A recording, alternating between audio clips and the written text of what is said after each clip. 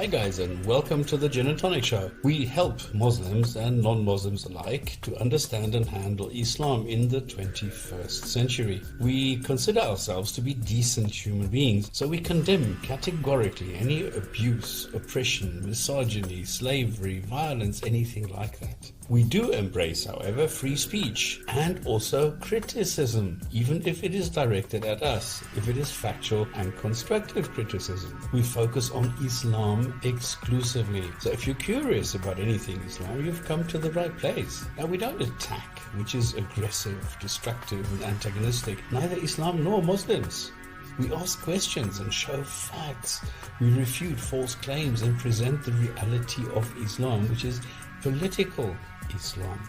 We inspect, investigate, research, analyze, and then report and critique on Islam, the ideology, not the people.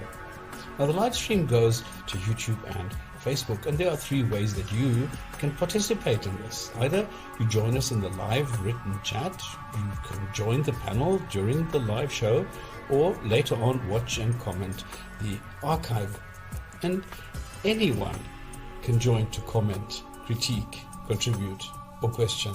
This is not a Dawa channel with censorship. Don't go to Patreon, don't go to PayPal. Everything here is free. The way we work is usually we have some news, some Krazy Komments, a segment where we go and read the Quran, and then a discussion on the theme of the month, followed by integrating the live chat, ending with a Hadith of the week. If this is not enough Islam for you, there's still the Discord channel where you can discuss with us without anything being recorded. See you later and enjoy the Gin and Tonic Show.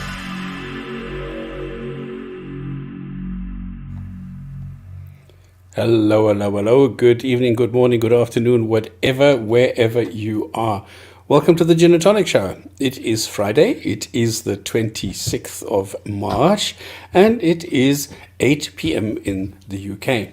Welcome to the Gin and Tonic Show, where we discuss Islam. Welcome to the panel. Welcome to Rob and Nick. Rob, how have you been this week? Good evening. I'm well. Good evening to Nick and, of course, Tops, and to all of you who are viewers out there. All good. Thank you very much. And welcome to Nick, who has been a reliable contributor over the last couple of weeks. Good to have you here, mister. How are you doing? How's the week been for you? It's going great. You guys got to tell me how the future is because you're 4 hours ahead. How's 8 p.m. going on? Anything I need to be warned about? Well, it's 8 p.m. UK time. And the thing is that we normally, I used to give a link to, and I don't see this anymore, to time and date, where you can just input your city and then London or UK or something, and it'll tell you the time there. So, there's different ways of finding the right time in the right region, and hopefully in the EU we're going to, well, I don't know if the UK is going to participate now. Oh my goodness. Anyway, so in Europe we're trying to do away with this daylight saving time because it doesn't really do anything, and it's a nuisance for everybody, and this is why we're trying to abolish it again. It sounded like a good idea at the time, but I think now it's done its job, and that's it. We can retire it. So let's hope it gets a lot easier. Welcome to the chat. Welcome people who are watching live, who are able to type questions or just to say pause or something, have discussions amongst yourself and open all sorts of interesting topics. Well, what we do is like I said, the news, the Krazy Komments, the Koran Korner, theme of the month, and then the Hadith. So what we're going to do is just quickly abandon the news because there's not much that actually has happened other than Corona going crazy. There's the I don't understand why people. Stops. What about the two that I sent you? Do you not want to do those? Oh, I forgot about those. Okay. Yeah, I was thinking. Yeah, I saw those in the chat before. There's those two articles. Oh shit! I forgot about that. Yeah. No worries. So we've got those if you want to quickly do it. And also to sign this partition. So here's the first one. Shit! I forgot to put that. Let me just add this in here. And we'll just quickly share screen on this one. I think that will be a good idea. Let me just bring that up if I can find my thing. Yeah, and let me put in the petition in the comments as well for people to go in and find it. Have you done that for us, Nick? Yeah, I'm just going to do that right now. Okay. Okay, what I've done is I've done this here. I don't know if you can see this. This is the petition. Rob, do you want to give the background a bit? Yeah, so basically this happened in the UK. I think it was, well, certainly this week. I don't know if it was yesterday. And there was a teacher that was accused at this particular grammar school. It's a free school, so over here in the UK. That's a school that is still funded by the government, but does not have to follow the government guidelines in terms of the educational curriculum. So they can modify how they teach the children. And in this one, at least one teacher was accused of blasphemy in using some sort of drawing or a depiction of Muhammad in some sort of blasphemous way. And so about 50 Muslims turned up. You can see some of them in the picture that Stop says there, to protest this and demand that the teacher be fired. Even the guy that's in the shot there with the turban on said, "Oh, brothers, we can't." You can watch the video yourself, and I think hopefully Nick will put the link in, at least for the. Yeah. It's in the chat. Yeah. Yeah. So you put it in for the petition, and we ask you to go and sign this as well, because this is to keep the teacher at this grammar school. So there's no indication that the teacher did this on purpose, and in fact, more likely, I would suggest, is that the teacher is obviously teaching the children, but somebody, quote unquote, decided to take offense, and this sort of blew up. They had police in the road. You can see them in the background, and the road was blocked off while, these people were demanding the teacher's resignation. Of course, the teacher was suspended pending an investigation. And then later on, there was another video of one of the hoodie guys, not this older fella, but some other guy, again, demanding a criminal investigation because this is inciting racial hatred, which is a crime. And so this is what happened here. And of course, for most of us that are listening, this is the attempt of, or implementation of blasphemy. Hey, somebody did something that we don't like with our quote unquote, special prophet, and this needs to be dealt with. So this, of course, is, blasphemy under a different name. And so we're asking people there to go and sign that petition. Let's give our support to a teacher we don't know all the details at this moment, indeed, what was written or said, but very likely that I would suggest that the teacher didn't do anything that any of us would have found in any way criminal and probably not even offensive. Yeah, and I like how there's such peaceful citizens that they're spewing Corona at each other. There's only one guy that's a protester or whatever that's wearing a mask.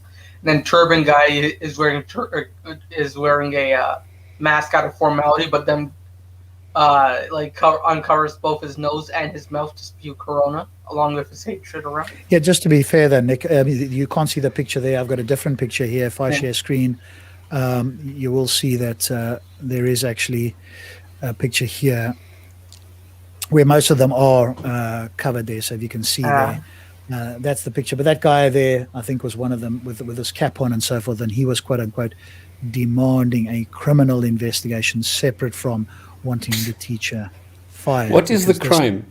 Showing inciting big racial drawings. hatred. Oh, yeah, fuck. According to this person, because victim status with some Muslims, not all. This is again not a critique of all Muslims, and hopefully we'll have some Muslims who will stand up and will speak out against their quote unquote fellow Muslims here for at least going overboard, to say the least. But it says here the grammar school has apologized for inappropriate image. Who determines that something's inappropriate, right? Yeah. That's crazy. That's totally crazy. This is where we are today. This is what is happening, that we need to appease this stupidity and just out of self-preservation. That's crazy. Yeah, no, it really does shock me at the level of how can I wake up and be triggered today? Taking your time out during a pandemic to go and protest some teacher drawing a cartoon on a board, essentially. Yeah, and so here's some of the comments. Cabinet Minister has attacked curbs on teaching amid the controversy over children being shown a cartoon of Prophet Muhammad, saying issues should not be censored. Protests broke out at this West Yorkshire school, which is in the north of England, so that's kind of more north of England. complained that an image had been taken from the French satirical magazine Charlie Hebdo, presumably to teach the children about something. Again, we don't know all the specific details. Hopefully that will come out shortly. But at this stage, I don't see any reason that this would be the case. The grammar school has apologized for the image shown during Religious Studies Week, right? So this wasn't as if it was done in some other context. It was in the context of religious studies, and has suspended a teacher who is now reported to be in. Look at this. The teacher is reported to be in hiding. No, he doesn't want to be decapitated. Do I blame him? But Robert Generic, the community secretary, said this country is based on free speech and teachers should be able to tackle difficult and controversial issues in the classroom. Issues should not be censored. That's all good and well, but then I think the government needs to stand up specifically for teachers and stuff like that. He needs, if not needs protection, then they need to investigate if there's been any sort of threats of violence against them. Those people need to be dealt with in the strongest possible terms so we can send a clear message that this sort of behavior won't be tolerated. You are entitled to protest, but peacefully and within the law. And currently, of course, if you look over here, this sort of demonstration, as far as I'm aware, is still not actually allowed under COVID regulations in this country. But police seem to break it down when it suits them. If there's been hundreds of thousands, I don't necessarily agree with them, but there's been hundreds of thousands of people protesting, getting rid of the law and not wearing masks and stuff like that. And the police have sometimes been heavy-handed, sometimes they haven't.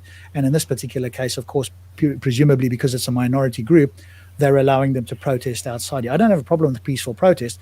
I have a problem if it's unlawful or if there's any incitement to violence. I think those are the main things. I think it's scandalous.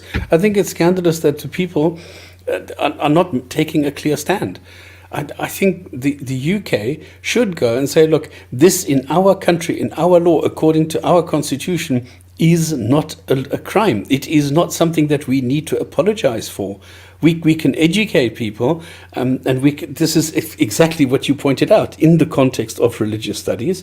So there should be no reason here to go and be offended, because it is a different religion, it is a different faith, it is a different God, it is a different everything. You can't just say, well, I have the only God, I have the right God, and therefore everybody else has to shut up. That should not work. And yet everybody is being intimidated by the threats of violence from Islam, and that's terrible.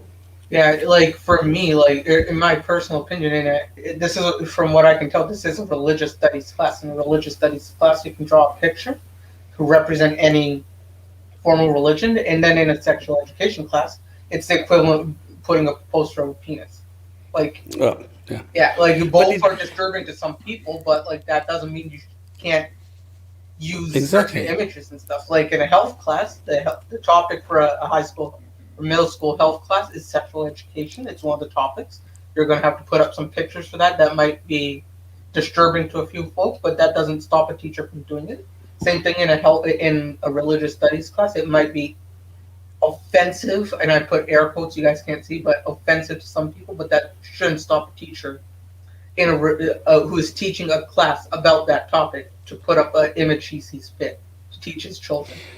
Yeah, but Nick, what does this tell you?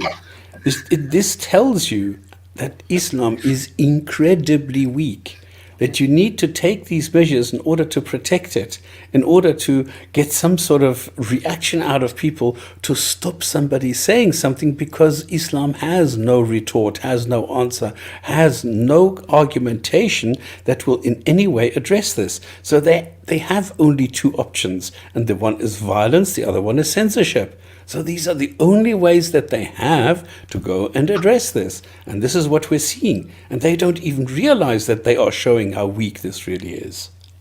But you can see here as well, right? There were no arrests or fines issued for breaches of the coronavirus. Now, they clearly were in breach of it. They were within 1 meter of each other, plus they were demonstrating. As far as I understand, that's still not permitted at the moment. But like I say, the police seem to enforce that in some sort of subjective ad hoc type manner. But then the parents, right, so these are presumably the Muslim parents, said they had attended to show the country Islamophobia won't be tolerated, and that an image is so offensive to us. Oh, fuck you. If you're entitled to be offended, you're entitled to express your offense as long as it doesn't break any laws. but we're entitled to say we don't take it seriously, or as in the words of Stephen Fry, so what? You're entitled to your offense. Just recognize that it's something that you are choosing to feel. You can feel something else. And if you choose to feel it, you can take responsibility, but don't expect the rest of us to take you seriously. And that's the message. That is the message that they should be propagating, instead of saying, oh dear, we apologize, the teacher is suspended. No, why should anybody do that? It's just another religion, it's just another God. If anybody wants to educate somebody else about it, they should be entitled to do that. This is crazy. And one other one here, quickly for us. Muhammad removed from a new Dutch translation of Dante's Inferno to avoid unnecessary offense. Can we see a pattern going on here?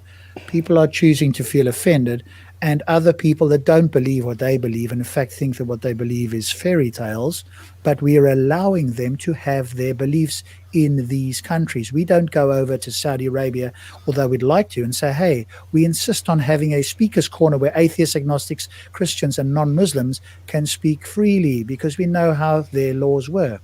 But the double-edged sword that we have over here is that we allow everybody to say what they like, and I agree they're allowed to say what they like, but we're entitled to ignore them and not take it seriously. This newspaper has been quietly doing the rounds following an initial report in the Standard that was picked up subsequently by French publications, etc., of Dante I don't know how you pronounce that. I'm terrible with names. One of you guys can pronounce that, I'm sure. Inferno. I simply know it as Dante's Inferno, written in 1304 and 1307, is causing controversy following the translator's alterations. It follows a report that this fellow who was tasked with the translation of the famous book by the Florentine poet decided to remove any mention of Muhammad altogether in a push to make the text more pleasant and acceptable. To whom, we might just ask. Exactly. Speaking on a Belgian radio station, Radio 1, she defended her exclusion, stating a widest possible accessibility. In other words, so some Muslims can do it, because nobody else is offended, or at least nobody's thinking clearly is offended by that on there. Well, you probably will find what I call martyrs, people who are offended on behalf of other people they think are likely to be offended, so they get offended on their behalf to try and help them out. She added, we knew if it was left in the passage as it was written, we would have unnecessarily hurt a large part of the well, how many readers have you got? Is your magazine for Muslims? Or is it for the general public? And I got to ask, is it even halal to read the book? Well, Dante's Inferno is actually taboo for any Muslim. What is interesting, that this is very similar to the Quran in that it codified Italian, because there were different versions of Italian, and this one sort of brought together all the different dialects into one language. The thing is that all it does, it just shows different, it shows a journey of somebody who meets different evil people. And one of the evil people, I mean, this is like a juxtaposition to Michael Hart's number one best person in the world, or whatever, the most interesting person, Muhammad. This is one of the worst people who slaughtered and beheaded and raped and blah, blah, blah. The story, we are only, and this is the irony, we are quoting Islamic texts. It's not that we are making stuff up. We are taking the text, the manuscripts, the original Islamic manuscripts, and we are simply reading what they are saying. And then we are being, punished. We have to go into hiding because we go and we cite and we quote Islamic texts. This is the irony of the whole thing. And this is where Muslims go crazy, just because we are telling them the truth. This is what we find in those texts. They have to go and accept this. For them, this is the truth. And as soon as we quote it, we're being punished. That's crazy. That's outright crazy. If we just look here, the censored passage is a key element of the work. When Dante enters hell and meets many characters through several circles during his journey, recalls Carrier International. Historical figures are locked up because of their more or less serious sins, according to I can't pronounce her name. Muhammad has been punished for having spread his religion, which had allegedly sown discord on earth. And of all the sinners who appear in hell, he is described as the most atrocious, and he's described in the most atrocious and denigrating way. But other people, so there were some people, apparently many listeners here, including Muslims, called in to say that, saying the translation was both denigrating to Muslims and young readers. Why would it be denigrating to young readers? But then other translators weighed in on the matter and were dumbfounded that such an edited work and that such a work could be edited, and asking for a description of the work to be revised to adaptation as opposed to translation, and I suppose rightly so. Well, it's butchering. Yeah. So It's there we like go. removing the whale out of, all how can you have Moby Dick and remove any kind of whale hunting? You can't do that. But this is what they're asking to do. Yeah, and I think, as you've quite rightly pointed out, right, I think it's a case of, these people, we're allowing them, or they are allowed to say what they want, as I say, but we are allowed not to take it to take it seriously, and we're allowed to ignore it. There's no obligation on us to take it seriously. Unfortunately, some people do, in the hopes that they're going to placate these people. They're not going to. And again, not all Muslims are like this, let's be clear. But the ones that are like this, they're not going to stop with this. This emboldens them. This says to them that it's working and they can keep going. There is no end point. We know human nature. There is no end point until you do things the way they want. As long as they are allowed to whine and complain and people take it seriously, it emboldens them to keep doing the same thing. And we shouldn't allow that. And this is where I had this as an inspiration lined up for today. Kill your ego. So that's what it says in the Quran, and this is exactly what we should be doing. I actually used this because it was in line with what we're going to see later with hijab, and I thought this is so fitting. Now it's even more fitting if I look what we're doing now. So this is quite funny. So there's a quick question in the chat there. No, SmartCat won't be joining us. I did put a message in. He's declined the invitation, which he initially accepted, to come and defend Islamic slavery. So at this stage, we Rob, won't be doing he challenged me. He challenged you. Okay, well, he's now declined the challenge that he put to stops then.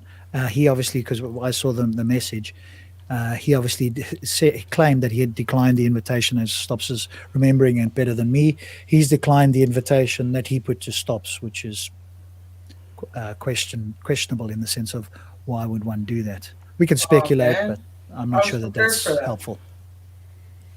Yeah, well, perhaps Islamic slavery is not that easy to defend, and perhaps on further thought about this, on further contemplation, perhaps he realized that wasn't the case. It would be nice if that's what he said, but we didn't sort of get that message, unfortunately. So that won't be happening anytime soon. Maybe he'll change his mind, but it seems like it's not the case at the moment. Then the other thing that we wanted to do is we were going to go and take a challenge by Hamza Redbeard. I need to specify this now all the time because Hamza Sources is now back, so we have two Hamzas now on the scene.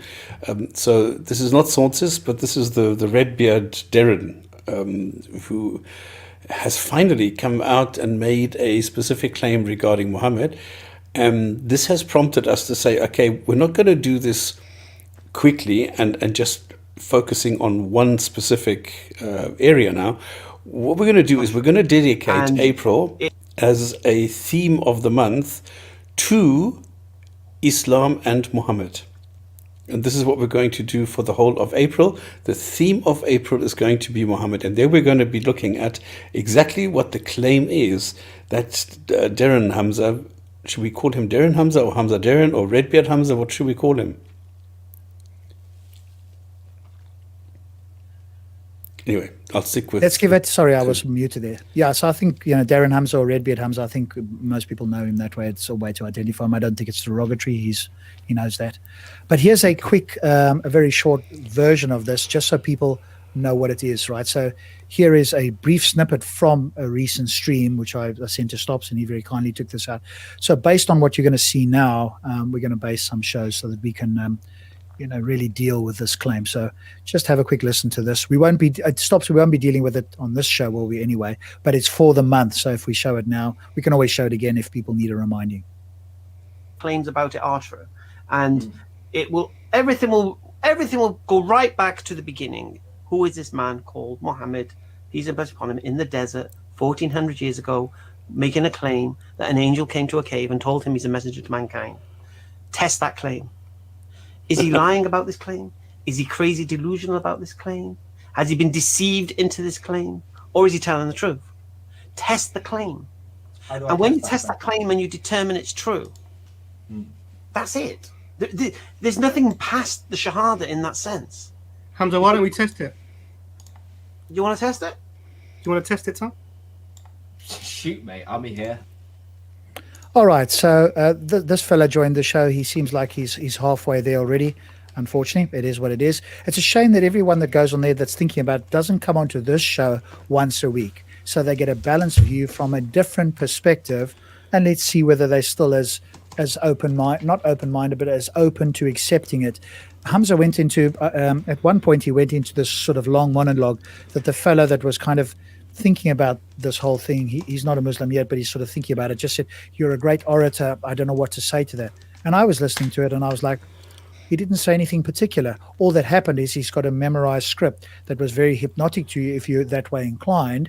But I'm listening, again, my ears are fine-tuned, if I can use that term, to listen for something substantial, not for the rhetoric, not for the sort of hypnotic language and the things that are emotional that will appeal to somebody, but the actual facts of it. So hopefully, as Stops pointed out, we'll go through this. So they've asked us to test it.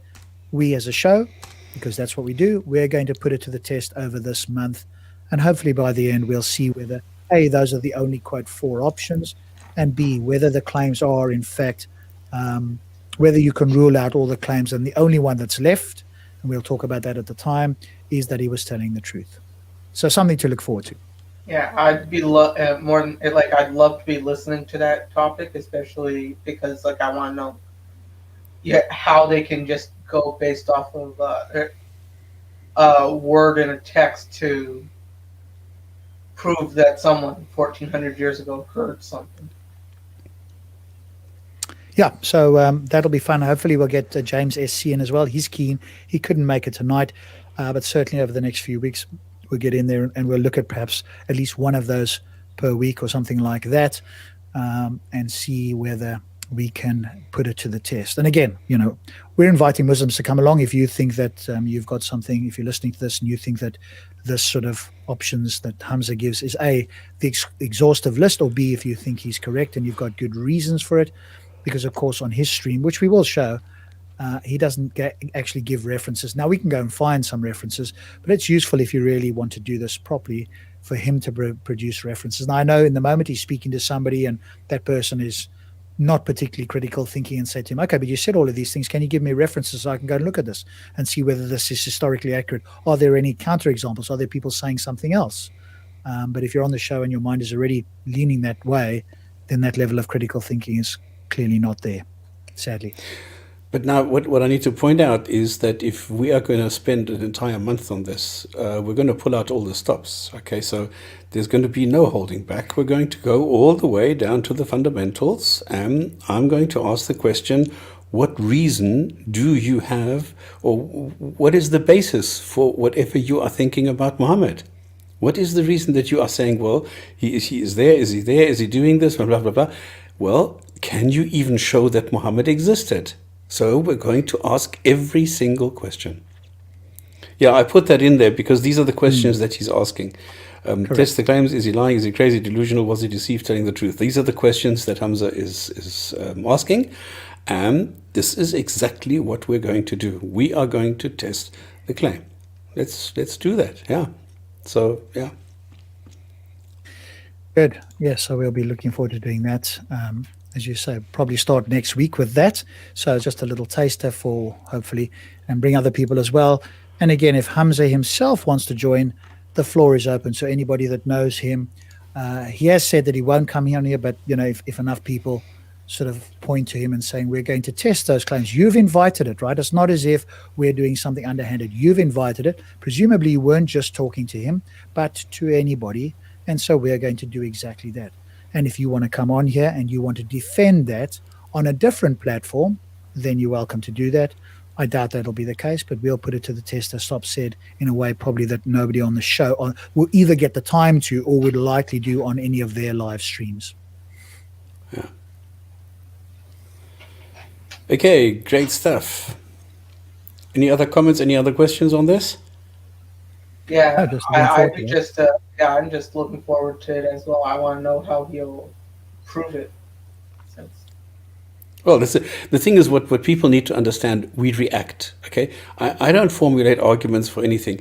I react to things, okay? If they are making the claims, I will go and inspect those claims and see whether there's any merit to them, and then I will give them my comment. That's the way that I work. I don't go and proactively go and insult them, address them, or anything. I will go and take at the claims that are being made. And that's very easy.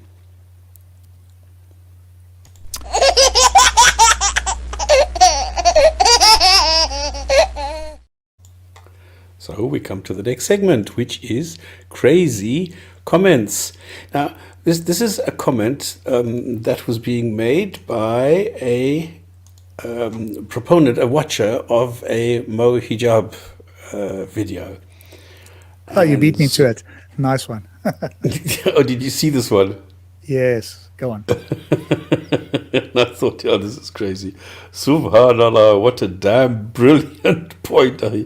Now, why I am starting with this is later on we're going to take a look at this video and we're going to take a look at what a damn brilliant point is being addressed here. Out of their disbelief, they'll reject the Prophet PBUH, of course. I'm just wondering when this guy will come out with the Muhammad Hijab's #1 fan sweater that he always wears underneath his clothes. Yeah, probably. Edit the title versus Prophet PBH, not appropriate. Now, the video says, was it Joe Rogan versus the Prophet Muhammad or something? And Yes. there are people, and this for me, and I'm open-mouthed. I mean, when I saw this, I thought, what? There are really people who see this as being not appropriate. If you go and you compare anybody to the Prophet. So if somebody makes a statement and Muhammad makes a different statement, I mean, this is now, how do I say Muhammad the Prophet or the messenger boy? The messenger. So if the messenger Muhammad says something and you compare this to and with somebody else, you're not allowed to say it like that. So because for them the Prophet is always right. For them, the Prophet, that what he says is that's it. You can't go and contradict him. You can't go and question him. You can't go and do anything. So you can't even put this in the title that you are comparing somebody else to the Prophet. Crazy. Yeah. They are totally lost, and out of hate for our deen, they give such references. But alhamdulillah, we know the truth, and the whole world knows the truth. Their hearts are hardened and rotten. Some souls are just brilliant.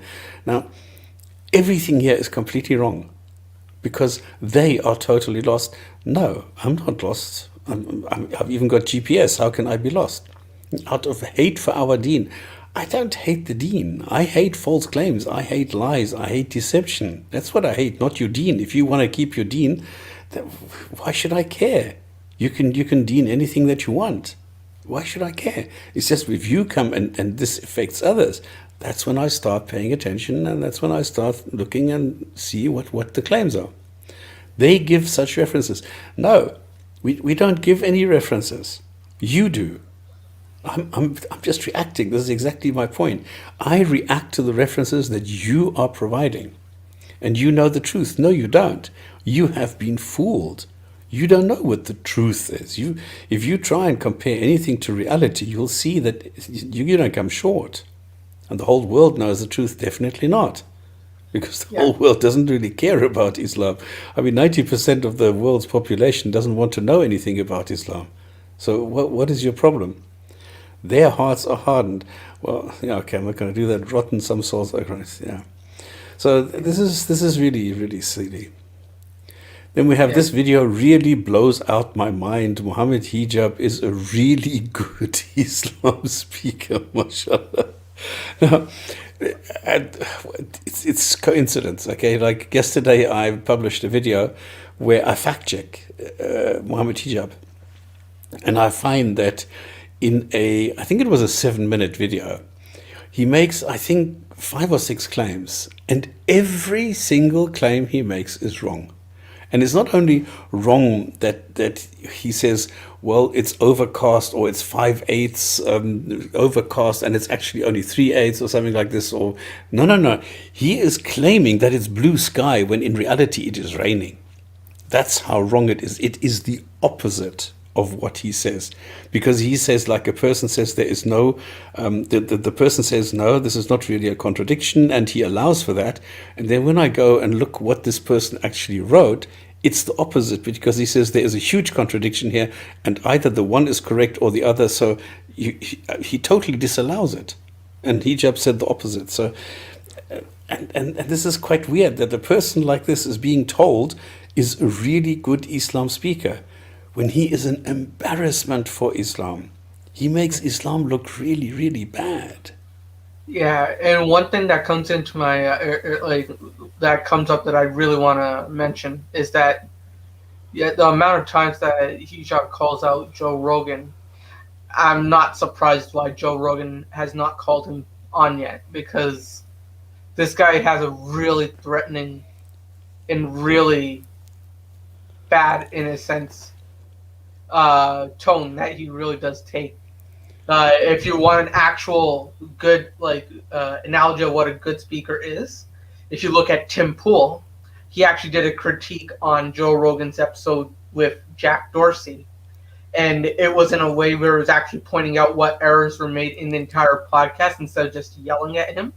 And Joe Rogan, out of respect for that, actually invited him onto the show to interview Jack Dorsey, and brought on Tim Pool to interview Jack Dorsey himself for 4 hours almost. So yeah, to be fair though, I think Tim Pool's got a big following. I think Mohammed Hijab is looking to get famous. So if he can speak to people with a massive following, it gets exposure for him and quote unquote Islam. I think he comes before Islam in his own mind, although I'm sure he'll deny that.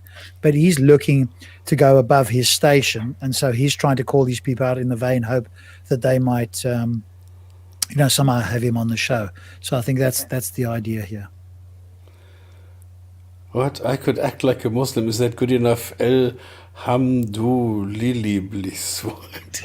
That's yes, what are you smoking? Yeah, I think there's a Muslim here who's bring them on. We're hoping that Muslims do assemble. This seems to be like kryptonite to Muslims, or at least not to you yet, but to other Muslims. So yes, we encourage them to assemble here to listen in. Indeed, if you're a Muslim and you're listening and you want to come on and give your interpretation of Islam, or tell us why we're wrong on a particular point, then let us know. Make it loud and into the chat there, and we'll look at that. Have you got some more stops? Because there's another one I see. Two more. Here. Do you think that's a real Muslim? I don't know. Satvik Bharadwaj, that's the most Indian name ever, so I don't trust it. Here you have somebody who says, you have become my inspiration since your win against David Wood. No, the funny thing is, he just put on his clown act. He really was so pathetic against David Wood. Now, David Wood must have been sick that day because he didn't do anything. I would have exploited this because hijab was so weak. He had to go and sing because he couldn't think of anything. And David was just dumbfounded. He just sat there. He couldn't believe it, but he didn't do anything. Stops. I gotta ask you a quick question. I gotta point this out. The fact that this comment is edited yet still has a error in it really makes me question this guy's intelligence. Oh, true. I didn't even see this. Yes, correct. I wonder what he edited. Oh, he's saying he's not a Muslim, so that's fine. Maybe he's calling the Muslims to assemble so that they can challenge us, so that we've got other people. It's funny though, isn't it? Stops with the Muslim streams. They have like 1,000 people on because they all sort of cheer along because it's more of an echo chamber, and to the degree that they let. Oh, I've got to show you this as well at some point, just as a side note. Hamza's justification for having 3 or 4 Muslims was that, hey, he could go onto any Christian stream and destroy them. It didn't matter if there were 10 of them. So if your arguments are that strong, you're not going to worry about if there's 3 or 4 of the Muslims. So if in other words, if you're strong enough, you can come on there with 3 or 4 or 5 Muslims. He would quite happily do that on a Christian show. I've never seen him do that, nor will I think he would, unless he could find a very weak one. If he were to do it with Bob the Builder or some of the other Christians, I don't think he would do very well. And indeed, he won't come on here. But that was the justification I heard, which I thought was fascinating, to say the least. Yeah. And my last comment is brilliant, brilliant, just brilliant. This is how real it is and how real as it'll ever get. Allah, Quran, and Sunnah only. This is the mindless, really ridiculously silly comment that you get a lot of times from Muslims. So, yeah. I've got one. I Okay. won't share the screen at the moment, though, but I've got one quick one I'll read out to you here. From the same video, right? Because this is the one we're going to look at the moment. Those predictions of the future from H.G. Wells are based on, listen to this, mere speculation that was made from estimation, theory, and extrapolation due to the rapid industrialization in his era.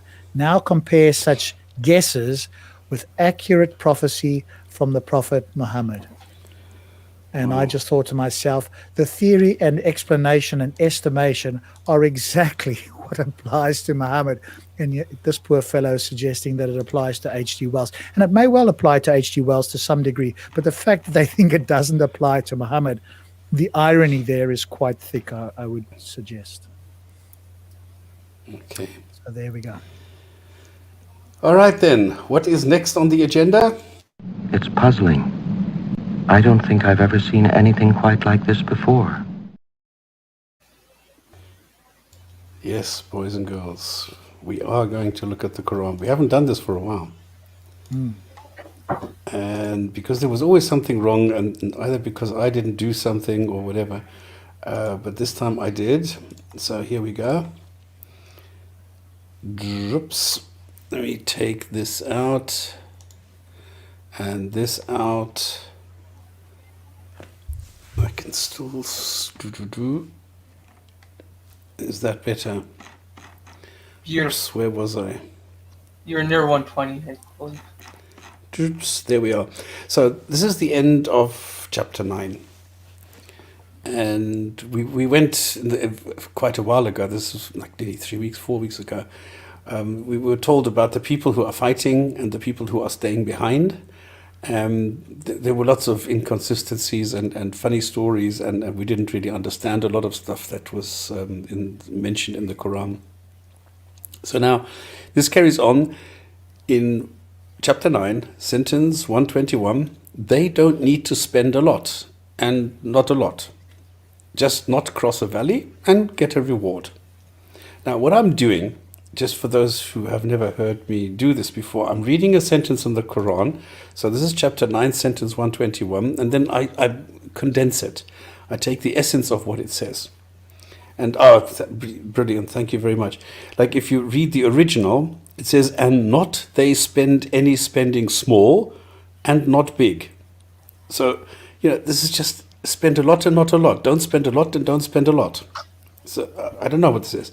And then not they cross a valley. I don't know what valley or what. And it's recorded and they will get a reward. So this is what I tried to capture here. The nonsensical statement. They don't need to spend a lot and not a lot. Because that is what the Quran says. So somebody made a mistake there. Some scribe put a double negative in there. And he shouldn't. But because they put a double negative in there, this makes absolutely no sense. And then if you look at the contents, you don't need to spend a lot. You don't cross a valley and you get a reward for that, for not crossing a valley and not spending a lot. Come on. I mean, what kind of guidance are we getting?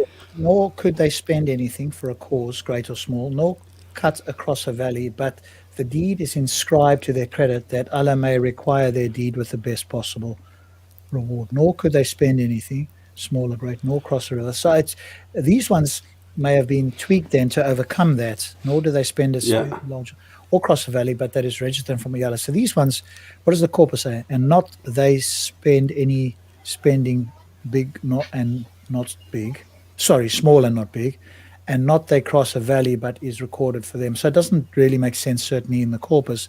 And so they've had to sort of reword this to make more sense over here. And then in 122, some fight, some study Islam, and the one warns the other. Okay. 123, believers. And now, okay, this is fight the non-believers close to you and be harsh. Allah knows what is righteous. In other words, the fighting those. And now we have to look in sentence 73. It said the same thing, except it was firmly fight non-believers and hypocrites. Now it is down to only non-believers. So this is a straight command. There is no if you are being attacked or if in self-defense or if you feel something is doing something bad to you, then you're allowed to go. No, this is a direct command to the believers. Fight the non-believers who are close to you and be harsh. And this is what is righteous. Now, Al-Jalla name, this is actually quite funny because if you read the tafsir, they didn't really know what to do with this. So they said, let them find harshness in you. In other words, be harsh with them. So they couldn't even explain this. I thought this is quite funny. Do you find this? In other words, exactly, be harsh with them. In other words, be harsh with them. Find harshness, in other words, be harsh with them. This is so funny. Yeah. Rob, can you just take on? I just need to get myself a glass of water quickly.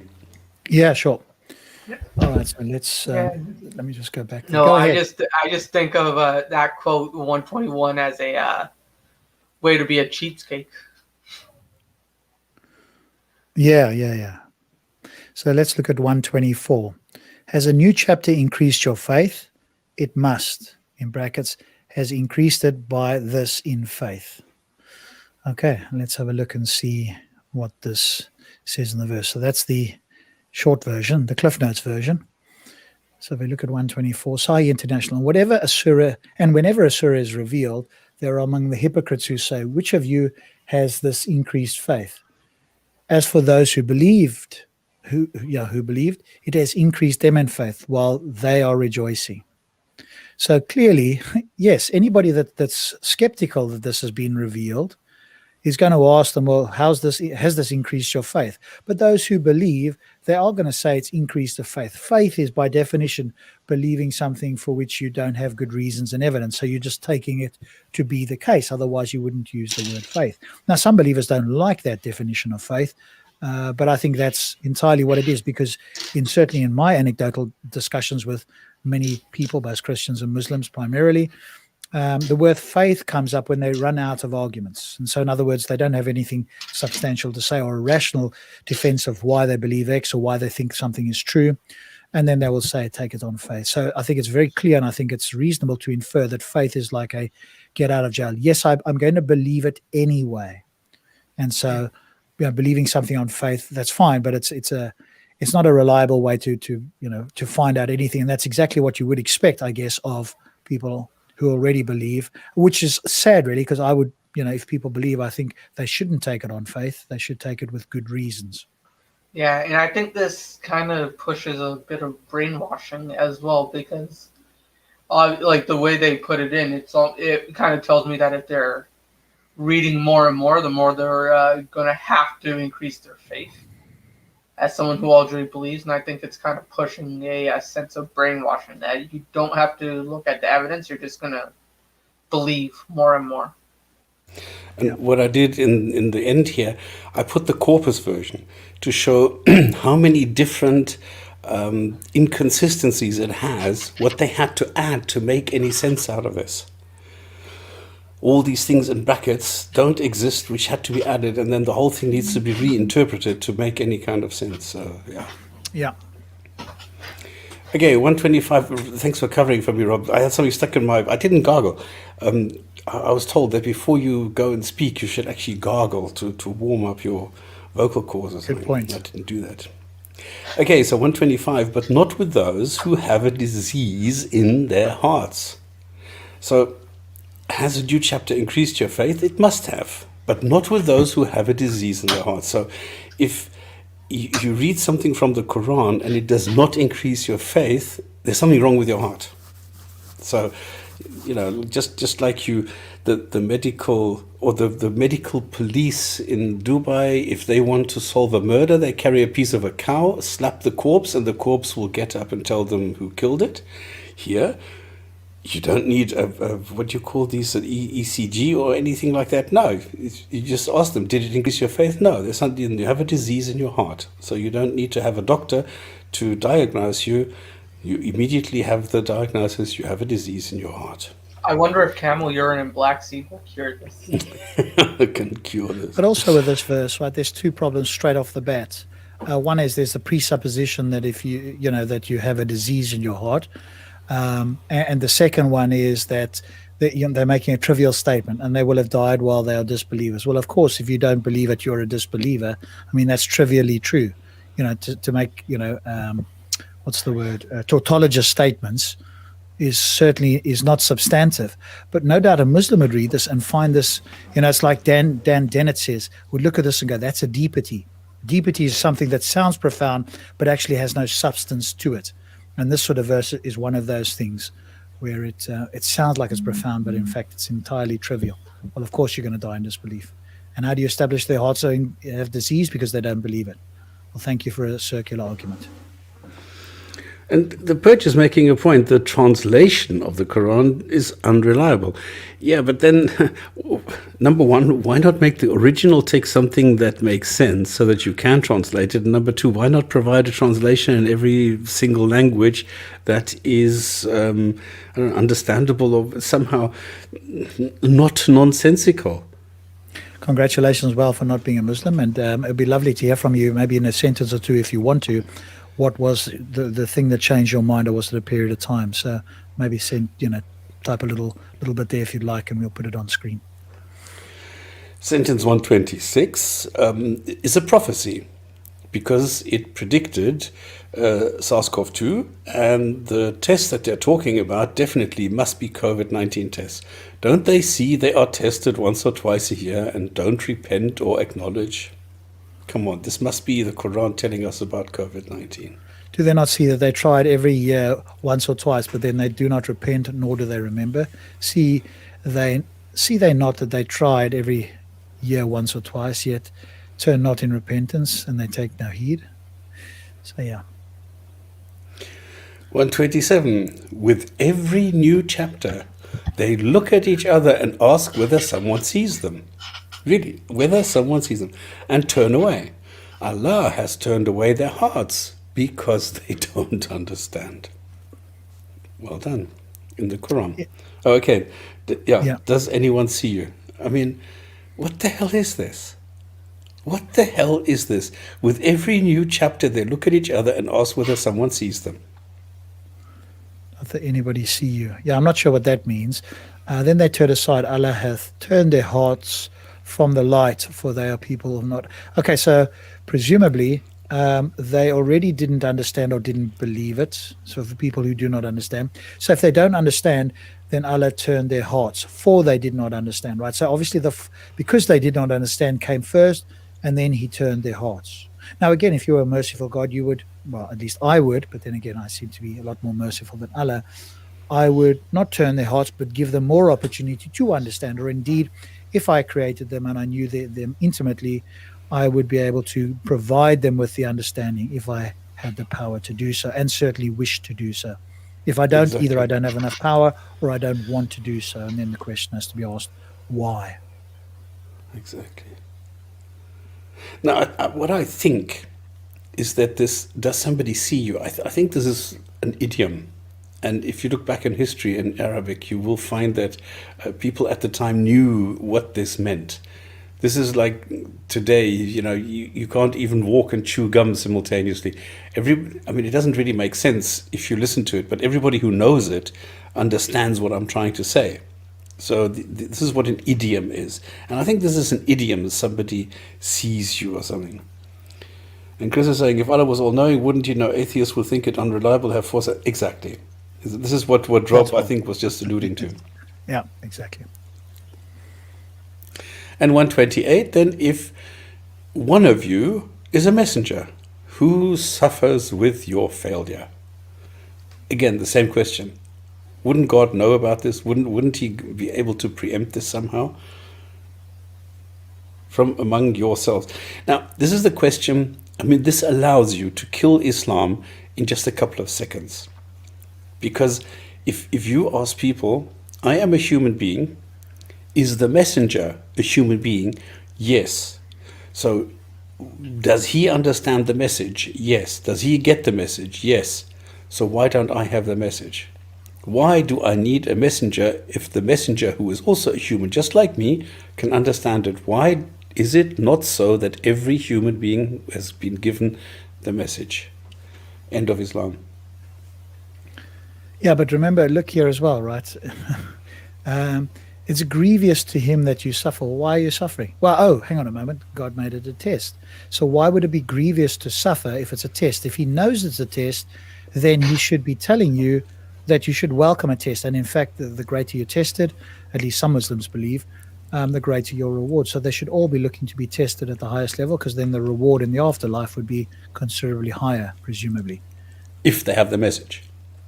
Yeah, and of course you have to be a believer, because the previous verse says that he turns away the hearts of, those who or don't have understanding and or who are unbelievers.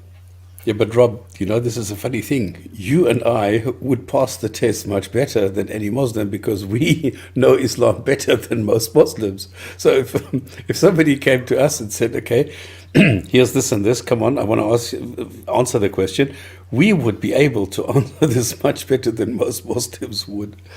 This is quite ironic. The thing is, we're not believers, right? So that's where the plot hole is. Yes, this is the point, But exactly. that's why I think But it's stop. So equally... I gotta ask, what would happen to someone like me? Like, Sorry, I did- like my point would be like someone who, let's say, I'm not a believer for any by any thing of the definition, but I'm willing to sit here and listen to the other side and see what they want to say and such. How would I fall under this category? Do I Well, still you have? wouldn't.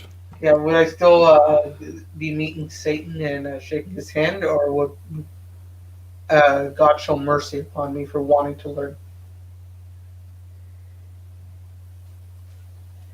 Well, presumably, again, you don't know. His mercy seems to be, entirely dodgy to my view, anyway. Yeah. So who knows? But I think it's just as likely, if not more likely, given the nature of the Quran and the suffering and so forth, that we have a malevolent God, if there were one. Right? Again, I don't think that were the case. But if it were the case, then what's written in the Quran and the tremendous amount of suffering around the world, I think it's the Stephen Law's evil God hypothesis. It's more likely that an evil God exists, given all the sort of evil in the world, because the good hypothesis is that, hey, look at all the goodness far outweighs the evil, therefore it's likely a good God exists. But you could do the opposite and say, well, look at all the evil in the world, the unnecessary suffering, it's more likely that an evil God exists. And if he does, well then clearly, and if he's evil or malicious, then clearly this is a test, and Stops and I and Nick and anybody else who doesn't believe and has looked at some of these things are likely to pass the test, and everybody else wouldn't. And I was speaking to somebody on Discord this week about this, and I said, even that I wouldn't want. I'd actually, for me personally, I would wish for annihilation, because I could never rest easily and peacefully in heaven knowing that people who, just because they didn't have enough critical thinking or, did the best they could and were mistaken, would be burning in hell if that were the case. So even if my quote-unquote version of the God existed, I could never find peace. There can only be so much drinking of wine or whatever the case may be, and my thoughts would inevitably go to either other people that I know or people that I've spoken to, and I wouldn't wish them to be in hell forever. And if there had to be some punishment, it would hopefully be relatively short-lived. In fact, I would campaign for them not to be punished, because again, all they did the best they could, presumably, with their cognitive abilities at that moment. And they were convinced it's true when in fact it was false. So to me, annihilation would be better. And of course I wouldn't want to be in hell, so best that I just poof out of existence, and then I don't have to see the misery of others, because I wouldn't celebrate somebody else's misery just because they didn't think clearly or had come to the wrong conclusion. This is an interesting question, so I will answer this. Is the decline of viewership due to YouTube algorithm? No. Well, yes and no. There's two reasons. The number one reason is that we were killed a couple of times. In other words, we were shut down because a lot of Muslims can't handle being confronted with the truth, being confronted with reality. They can't handle that we know Islam and we are giving the facts about Islam without screaming mashallah, alhamdulillah, and all the time. We're just giving people the straight facts. This is why they got together. They reported us for hate, for all sorts of things. And this is why we were shut down. And once you get shut down, it takes a hell of a long time to come up again. The second reason is, though, that we don't really have any new topics. Everything is being regurgitated over and over and over and over. So the same arguments that I have addressed 6, 7, 8 years ago are being brought up again, but we've already addressed them. So there's not as much interest as there was 10 years ago when we started, when this was new, when there was nobody who knew anything about Islam, and there was nobody there to counter the claims made by Muslim apologists. Everybody was just looking at this battle between Islam or Muslims and Christianity or Christians. And all of a sudden, there was an independent voice, the Gin and Tonic Show, which gave the facts, regardless of whether you were Christian or Muslim, it was only the facts. But today, it's not the case anymore. Today, it's no longer 6 people or 60, now it's 600 or 6,000 ex-Muslims who are giving opinions on Islam. So the whole situation, there's been a paradigm shift where 10 years ago, there was nobody there who did anything on Islam. There were maybe 5 or 6 of us who knew anything and who made videos about this. Today, it's different. Today, there's thousands of them, and that is why people are not so interested in the Gin and Tonic Show. The thing is that Muslims are scared. They just call us haters and Islamophobes, and therefore go and dismiss us. And they say, well, we don't need to take care, or we don't need to acknowledge the Gin and Tonic Show because there's nothing really there. And that is the way that it works, and this is why viewership has been in decline. So we're very happy that today we have 38 people with us who are interested in Islam and who appreciate our honesty and candidness when we are talking about Islam. I hope that answers your question. If you have anything I wish else, Muslims would come on. I think that would attract a lot more, right? They don't seem to want to just view critique from the outside. They want to, quote unquote, the intellectual battle, and obviously they want to see their people coming out on top, which seems, and of course the shows that the current Muslims run on their live streams is perfectly tailored to that. It's 4 or 5 Muslims with one interlocutor only allowed in, and they can all fire questions from all over the show and dogpile, which is a term where they sort of steamroll over the person. All of them get to talk. They ask various questions. The interlocutor can't answer all of them. And when he starts to speak, he's often interrupted as well. So this is the perfect scenario. And the Muslims are like if you imagine, the gladiatorial times in the past, where it would be one sort of gladiator with, 7 or 8 or 9, opponents, with whatever weapons and so forth they had, and the crowd sort of loved to see that sort of thing. Not that 1-on-1 or whatever the case is, but this is I'd say in inverted commas the intellectual equivalent, but I think I'd be far too generous to say that it's the intellectual equivalent, but it's the I don't know, word equivalent perhaps, but I think I've got to use the word intellectual sparingly. Yeah, I'm just here to learn, and thank you guys for that. Great to have you. All right, then the last sentence in chapter 9 is when they turn away, they just say Allah is super. That's it. But if you turn away, O Muhammad, sufficient for me is Allah. There is no deity except Him. On Him have I relied, and He is the Lord of the great throne. If they turn away, Allah suffices me, that there is no God but He. On Him is my trust. He is the Lord of the throne. Well, yeah, okay. It's nothing particularly substantial, just telling us somebody's opinion, right? So there we go. That's why I called it, just say Allah is super. Yeah. Exactly right. Okay, that was the end of chapter 9. Cool. Okay, so what we're looking for or looking at now is the theme for today, which is we're going to be doing a video. Oh, okay, brilliant. I've still got something stuck in my throat. I don't know what the hell is happening. How are you feeling? Are you all right with it? Yeah, it's just sometimes I've got this funny, this thing in the throat, and I wonder what the hell it is. So anyway, we're going to be looking at a video by our favorite hijab, and he okay. There's nothing really that we need to say about this. We're just going to listen to this and comment. If anybody in the chat wants to stop, just type one enter. This catches our attention. We'll stop. And Nico, I are just going to tell Rob, stop, if we need to say something. And if you want to, of course, feel free to go to naturalblends.com and use the hijab 10 to get a 10% discount. Nothing like a little bit of commercialization while you're doing a bit of, well, I don't know that you call this dawah, but challenge to Prophet, to Joe Rogan. Just get a little bit of the commercial things in there. All righty. With that said, let's start it up. Don't you like it that he and, just on this point, he and Darren Hamza, they all think that they're lions, right? I think it's like a mirror. It's like either convex or concave. I'm not sure which. When they look in the mirror, it sort of gives them this false picture. You know, I'd suggest it's perhaps like toothless and clawless little kitty cats that are looking into a mirror, and it's projecting back, probably I think it would be convex in that case, and giving them this sort of false sense of who they think they are, right? I use that picture a lot of the pussycat looking at the mirror, and in the mirror you see this giant lion. I came across this video from Joe Rogan where he was showing... Oh shit, this is very soft. Sorry.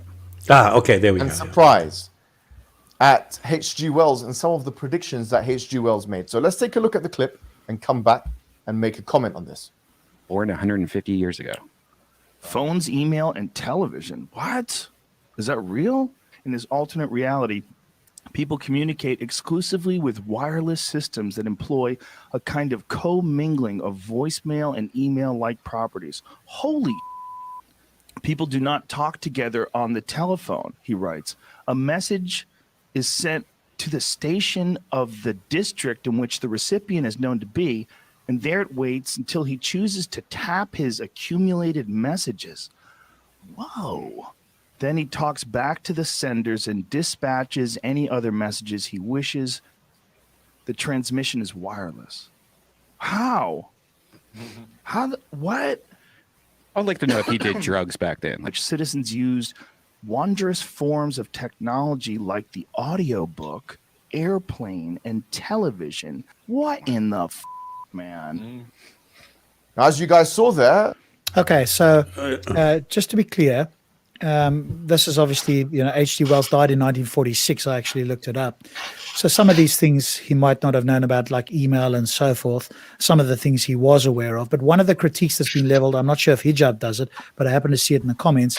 They say that this has been modified and interpreted to use this language, and he never actually used email and so forth. I'm not entirely sure whether that's the case, or whether he did in fact use that. That's something I suppose somebody, if you're a listener and you can quickly look that up. So was any of these things actually said by H.G. Wells, or has it been slightly modified to something more modern? But either way, it's something that is attributed to him, and so Hijab is now going to compare and contrast this with presumably the wondrous predictions of Muhammad, and we'll listen in and see whether those are in fact just as wondrous. One thing I want to point out here is, if this is indeed the case, that this is what H.G. Wells said or wrote, then we need to appreciate that this is very specific. So he didn't say there will be messages which will be read. He was very specific in how the messages are being generated, transported, and then received and extracted. So this is a very specific prediction based on the availability of the technology that was available 70 years ago. If this was indeed what he said, this is quite remarkable that he was able to so precisely predict what was going to happen. And this is the difference I find with the so-called predictions or with the prophecies that we see so many times, that they are very, very general, vague, and this can apply to millions of things, whereas the ones that we saw now, if they were made that way, they are very, very specific. This is the huge difference which we need to appreciate. All right, let's see what Hijab has to say. I mean, Joe Rogan was an absolute shock about this man who was talking about these new technologies that were going to happen in the future. Now, bear in mind, H.G. Wells didn't exist 300-400 years ago, 500 years ago, 600 years ago. H.G. Wells died in 1946. And he saw the invention of the aeroplane and the television and all of those things. So all of those predictions were very, it didn't take too much of a speculation. Now listen to this. If you find those predictions from a man who died practically yesterday in historical terms, and obviously I mean this exaggeratedly, because there's Well, firstly, we don't necessarily find them amazing unless, in fact, there was something that he couldn't have known at the time and he had to predict ahead of time. And if indeed, the television and the aircraft were around, which I think they were, certainly the aircraft was, and possibly even, some of the other things.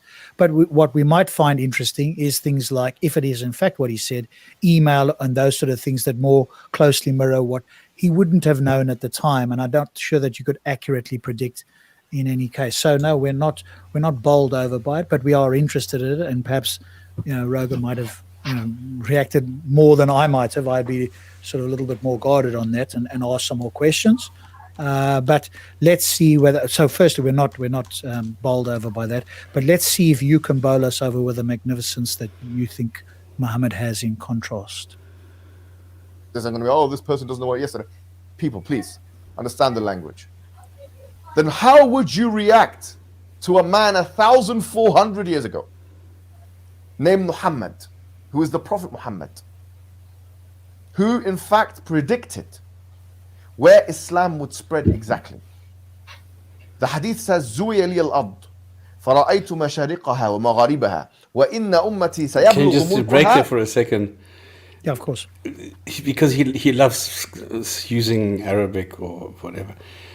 The thing is that this is a false statement, because it's not Muhammad who predicted anything. Because remember, Muhammad is supposed to be the puppet on the knee of the ventriloquist. That is the other way around, or might be the other way around, is a different story. But it's not Muhammad who came up with anything. He was told something by his God, which he then just sort of repeated, whether he understood it or not. So I don't understand why they're always saying Muhammad did not write the Quran, and then they say, well, how could Muhammad have known? Well, either which way, he didn't. He was just told these things, and that's it. So if anything, then it would be their God who did this. And then it actually becomes a lot less dramatic and actually a lot more embarrassing if you then go and look what it actually says. Yeah, and of course, as usual, he doesn't quote the hadith. I was just quickly looking there to see if I could find it. I haven't yet, but it may well be, because he's talking about the East and the West. So I don't know if anybody can actually find the hadith, because what we've noticed, and Stops has done a perfect example. If you haven't watched it, Stops, maybe put the other video. I actually might have your other video. Here it is. So this is one where Stops did a fact check of Muhammad Hijab.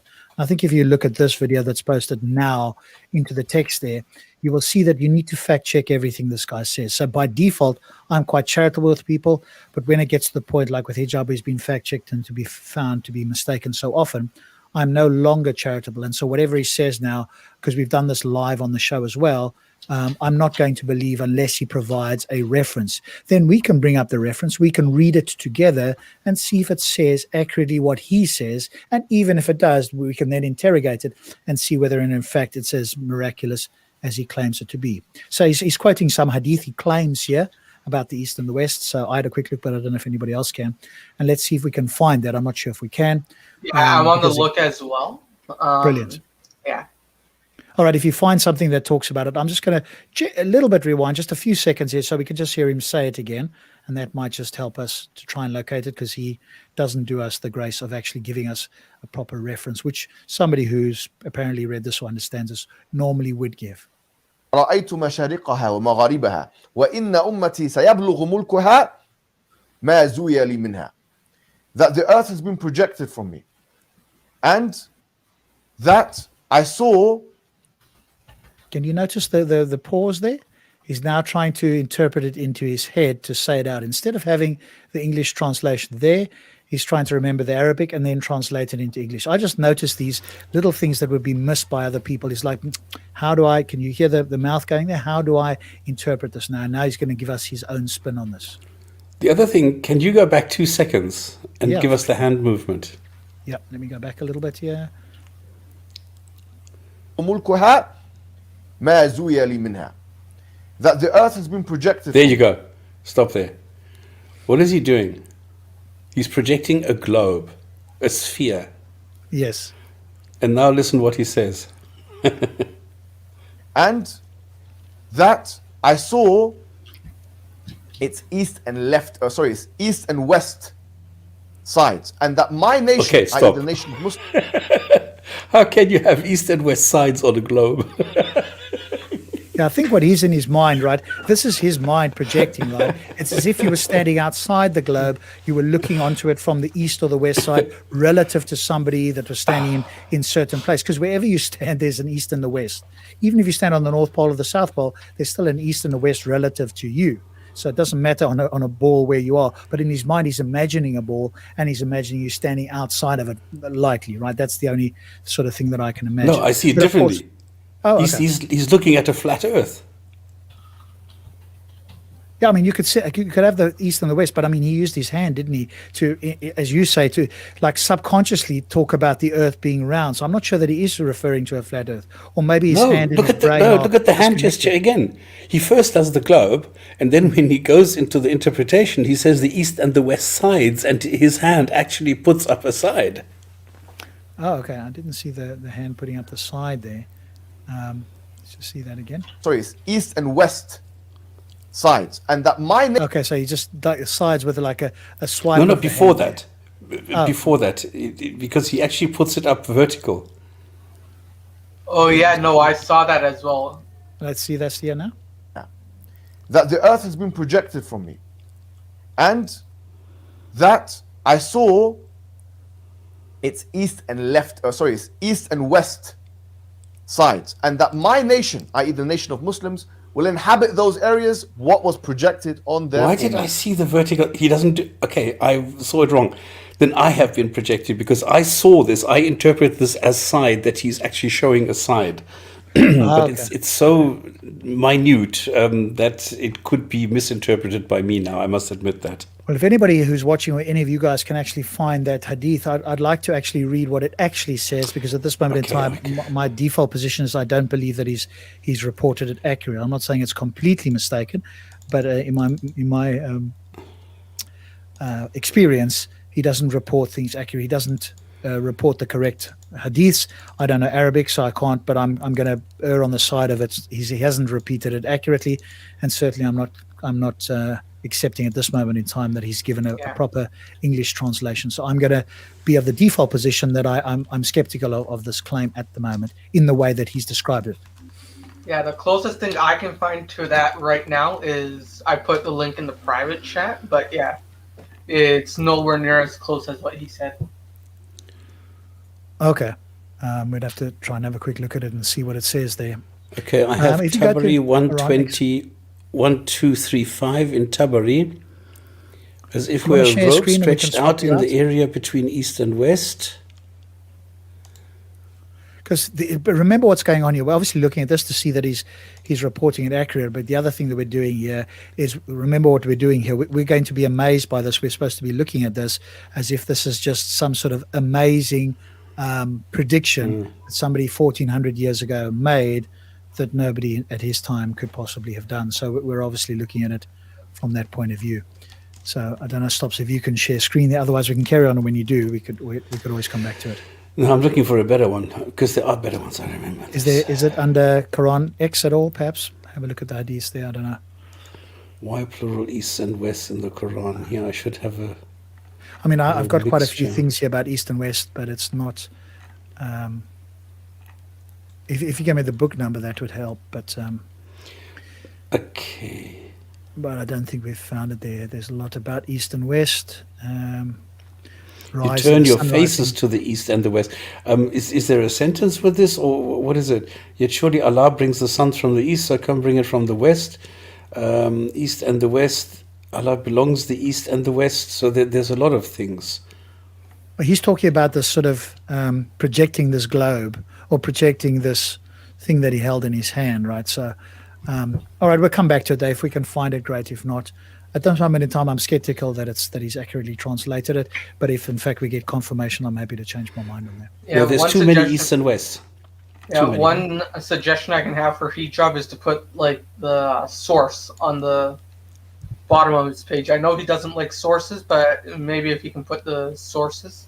No, but that's yeah, I agree. But that's then asking them to be scholarly, right? And I don't think they're going to do that in these videos because again, most Muslims don't care about this anyway. They might have heard some of those words already, and they're not going to go and fact check their own people.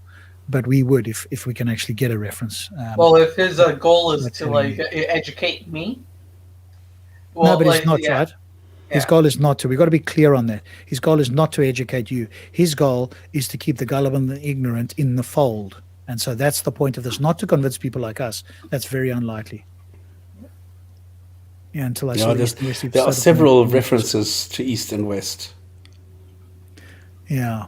We're not finding this particular one, right? But okay, so, and then the nations of Islam are going to spread to the East and West and so forth, right? So this is kind of the idea. So let's just see how, finish this little bit here. And he goes more specific, telling us where Islam will spread. And in authentic narrations, telling us where Islam would go. Even Satakhzun al-Hind, you're going to go into India. And obviously we have a very healthy population of Indian Muslims. Hang on a moment, but India is one of your neighboring countries, very, very close to you. It's not like you're going to go to Australia, which you probably didn't even know existed, or, some other, the Fiji Islands or somewhere else, right?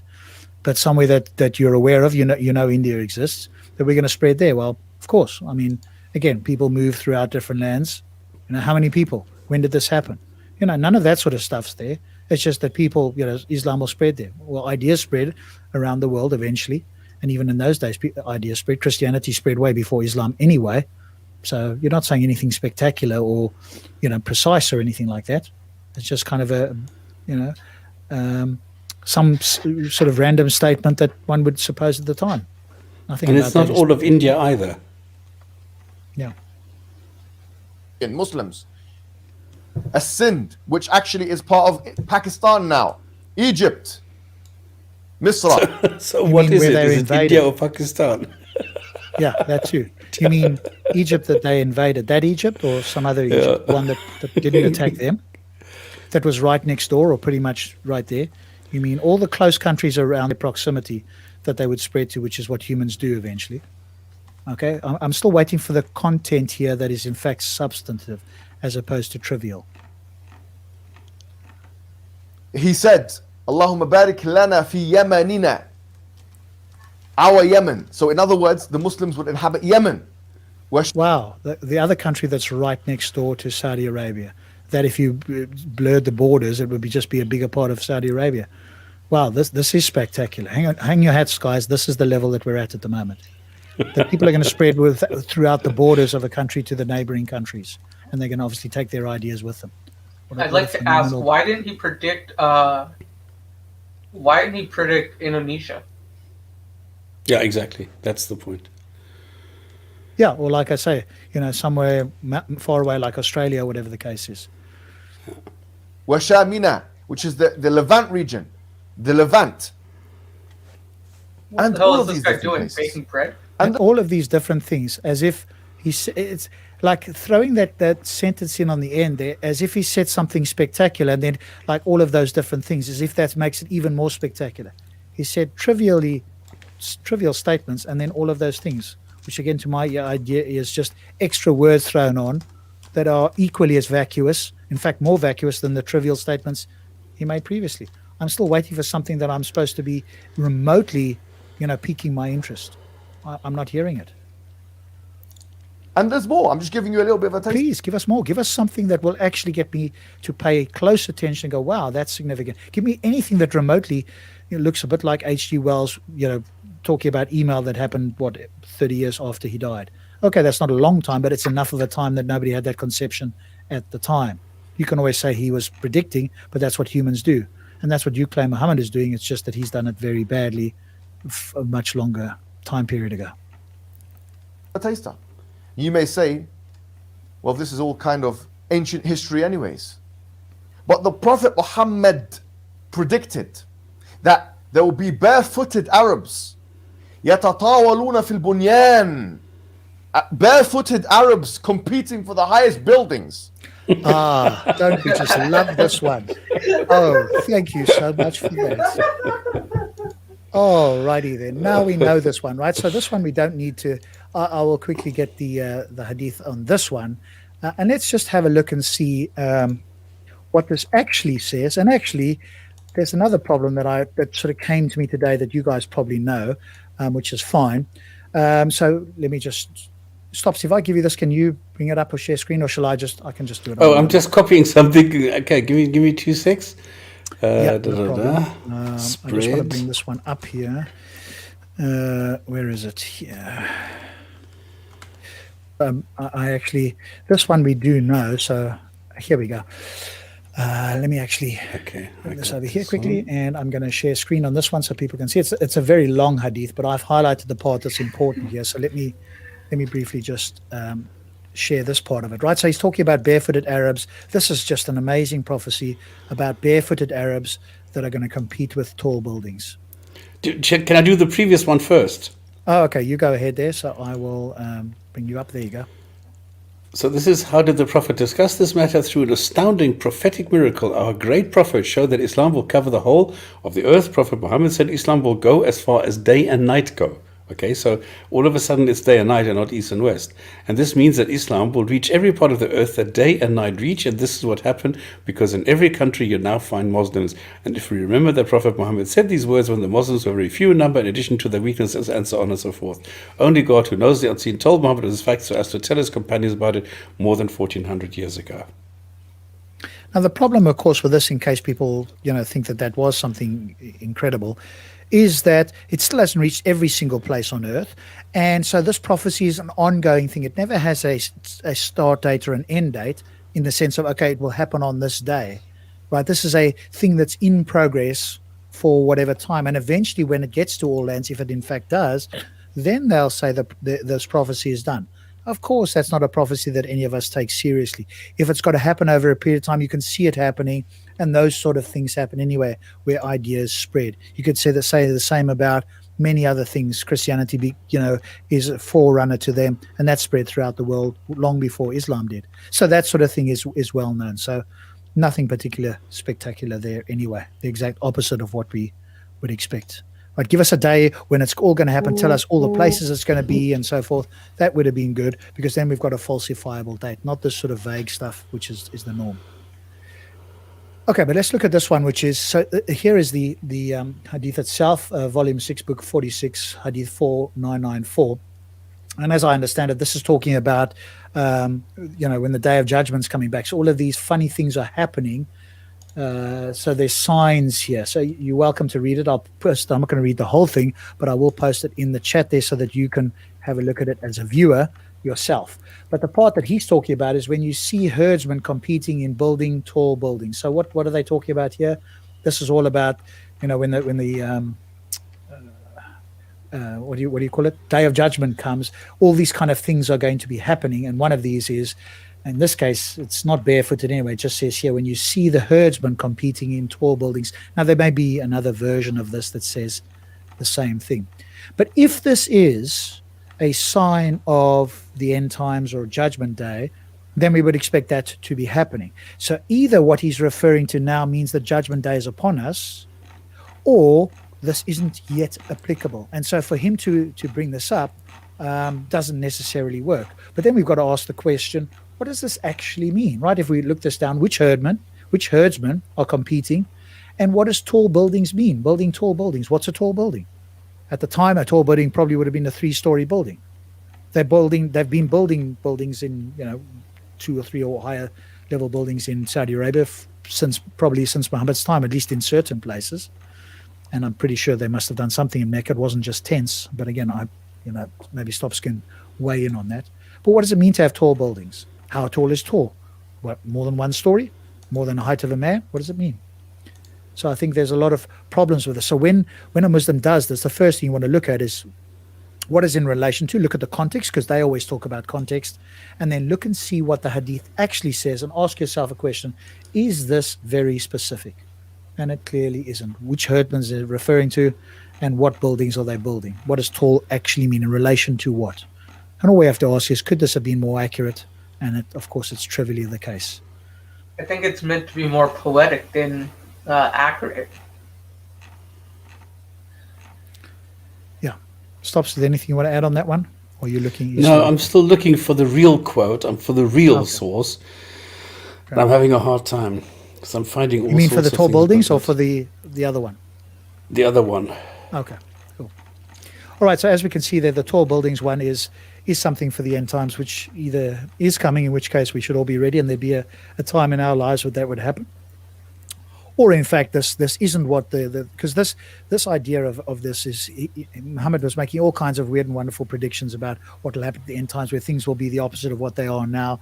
And again, none of that seems to be happening now, although everybody says end times are coming. That's been happening for hundreds of years. So, maybe end times will come within 5 billion years, and at that stage we won't be here. But then they will say, look, we got it right 5 billion years later when the sun becomes a red giant and engulfs the earth. That'll be the end times. Well, thanks very much. Nature did a great job of doing that for you. You haven't actually predicted anything. So don't be too impressed with tall buildings. It doesn't have any substance to it. As, by the way, spoiler, any of the others don't have any substance either. I have now the real sentence, which is, God folded the earth for me, and I saw its east and west, and the dominion of my nation will reach as far as the earth was folded for me. And how can a sphere be folded? And this is now in Sahih Muslim, Hadith number 2889. Okay. So it's talking about folding, and so it wasn't the sort of globe idea, etc. So I wonder if I can even bring that up quickly. You said it was, let me go to which Sahih Hadith, right? Sahih Muslim? Sahih Muslim, and I forgot, 2889 I think I said. Do you know the book number? Closed it again. Oh, sorry. Okay. Okay, but you can get this Sahih Muslim. Do you have it? No, I don't have it at the moment. No, I wanted to bring it up. Then let me go get it. Yeah, and if you share screen stops, I'm already sharing the hijab one here, so we could always just swap screens. Because I think what's useful for the viewers here is for them to see what's actually being said and see what he says. And this is the claim again, this idea of projecting the earth. And if this hadith is the one that he's referring to, then I think we can see again that his quote for it, his interpretation, his translation is not an accurate one. And this happens, by the way, this happens time and time again. That's why we're doing this. If a Muslim had been, we had found that a Muslim was reliably accurate with these sort of things, we would have suggested that, okay, we'll take that that's what the hadith means. We can still look it up. I mean, that's always good to do if we have the time. But with hijab, I think we've found that he's unreliable, to be charitable, when he's making these quotes or translations. Okay, I'm going to include the Arabic so that nobody can accuse us of anything. Okay. And again, we're doing this so that people can see what's being said and what's actually being written. And the hand gestures and the tonality of the voice we can put aside. What we're looking for is the content here. There you go. So this is what it actually says. Taban reported, Allah's messenger said, verily Allah drew the east and west, so he bestowed upon me the treasures, the red and the white, and so on. Okay, that's not the same one though. Where's the folded earth in the east and the west? Drew the ends of the world. I saw it east and west. I saw it's east and west. Bestowed upon me there are different ones. Oh, excellent. Okay, so there's very, very different ones, all with the same number. Okay, but the one you're looking for is the one where the nations is spread out, right? Because that's the one you read. Amazing. So there are different ones with the same number.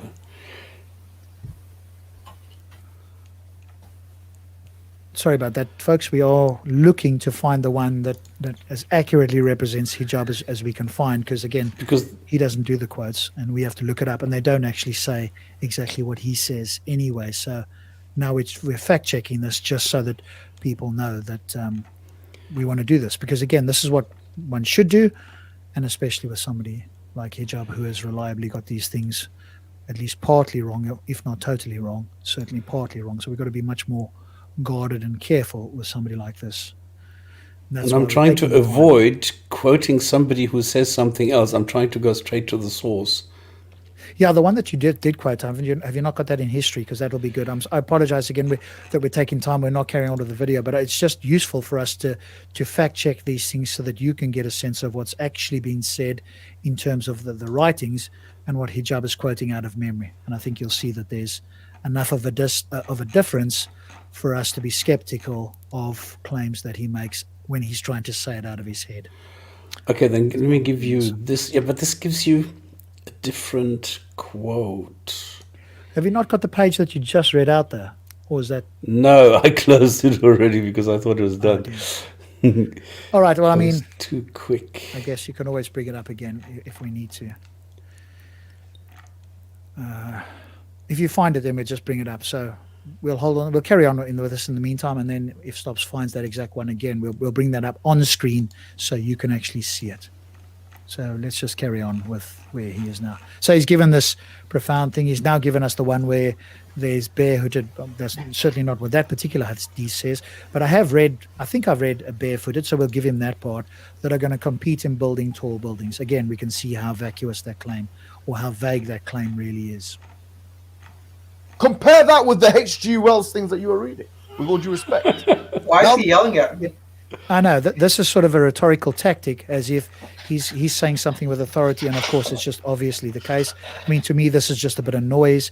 I'm looking for the substance. We haven't got that. So if you want us to compare it, well, to me, at least at the moment, H.G. Wells, if the quotes are accurate and represent H.G. Wells, to me, that's a little bit more accurate in the sense that it actually describes something like email and so forth that wasn't around at that time. But certainly, even if I, ignore H.G. Wells, what you've said from Muhammad there, if indeed he said these things, is incredibly vague. And the problem is you can appeal to this at any point in history, because if you went 500 years ago, there would have been buildings that are 2 feet tall, or 2 stories tall probably. And they would have been taller than buildings around them. Look, they're competing with tall buildings. So these are the sort of things that you can invoke in any time if you just massage it in some way, or you just look at it and say, well, hey, there it is.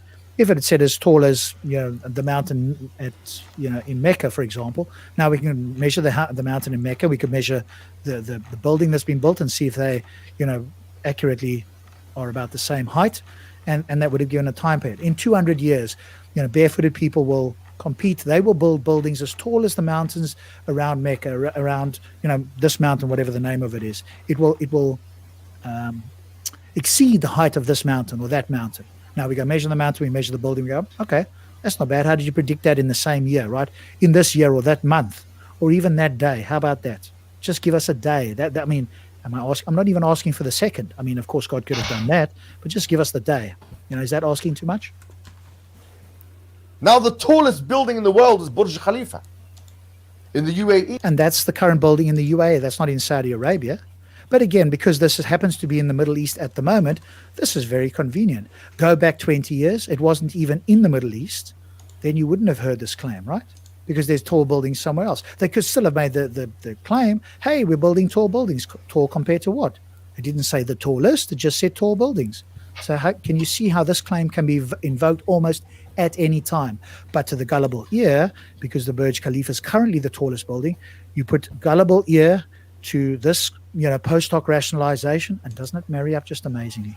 But all we have to do is invoke some critical thinking, and we find that it doesn't have any substance. Yeah, just to prove your point, like as a Canadian, I got to ask, where does the CN Tower stand in all this?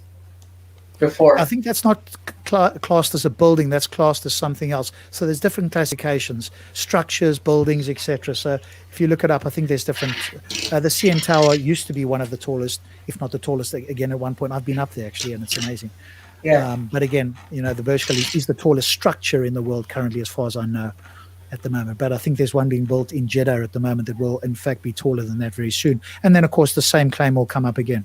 But if there's a building that's built that's taller somewhere else, are they still going to make the claim then? They could just say they're competing, right? Can you see how this can appeal at any point, at any time, as long as there's a building that's tall, whatever tall is supposed to mean. Right? Completely vacuous claim. AE. Compare that with the H.G. Wells things that you were citing. That the Prophet Muhammad ﷺ told us that interest would be everywhere, that we wouldn't be able to avoid its dust. And now we have capitalistic systems of economy, supply side economics. Don't have a heart attack. That would just be devastating for us. We wouldn't have anybody to talk to. Just take it easy. Yes, and people were doing it at that time. They did it before Muhammad. They were charging interest. They'll do it afterwards. Thank you again for a trivial claim. And we were speaking about this today. Again, somewhere I was speaking to somebody about this. Banks or people that have money, the incentive to give people other money is that they're going to get some return on it because they're also taking a risk. If you lend somebody something, there's a chance they might not repay it. Why would you lend somebody money? Oops, daisy. Why would you lend? What did I do there? Why would you lend somebody money? Now I've lost it. My apologies. And if there was no reward. Sorry, say again? We're at 410. Thank you. I don't know what I hit there on the button. So again, there's nothing spectacular here. All I'm asking for, compare this with Harold Camping in the US. And I use him as a regular example. He predicted on the 21st of November 2012 or 2011, there'd be a rapture. And on that day, all of the people that believe in Jesus will go up to heaven and the rest will be left to, cry and moan and so forth. The day came and went, nothing happened. A falsifiable claim. At least I give Camping credit for giving a prediction with a falsifiable claim that happened in our lifetime. Now, please do the same. There we go. So Stops has got it there. I'm not sure what Hadith it is, but that seems to be very close to what hijab is saying, right? The rapid spread of Islam and the decline of the Muslims. God folded the earth for me. What the hell does that mean? Presumably he made the earth visible. Let's just say he somehow made the earth visible, and I saw its east and west, so it must have been folded up. So this actually sounds far more like it's a flat earth, right? If you had think of it like a pizza or something. If you fold the two edges up, you can then see the two edges. You can't fold a spherical object. So actually, this is interesting, and the dominion of my nation will reach as far as the earth was folded for me. So it's actually appearing to talk about, at least to my ear, a flat earth, because you couldn't possibly fold a globe, but you can fold something that's flat, and then you could see its outer edges, if you like. So, and the reference that they give is this 3889, and I'm still trying to find the original version because all you find is the 3889A, which is slightly different. Yeah. So in actual fact, he's helped us recognize that somebody else, in his rush there to show that this is magnificent, that you'll see your people or Muslims or whoever spread out across the earth like you have for virtually every other nation by this stage. You'll find people of Indian, Chinese, Japanese descent in virtually every country on the planet as well. Was that also a miracle? But inadvertently, he's also shown us that it's likely this is a verse that points towards the earth being flat. So thanks for that as well, Mohammed. We do appreciate you showing us. Before we continue, Stops, Rob, I got a quick question that I got to ask out of pure interest and ignorance.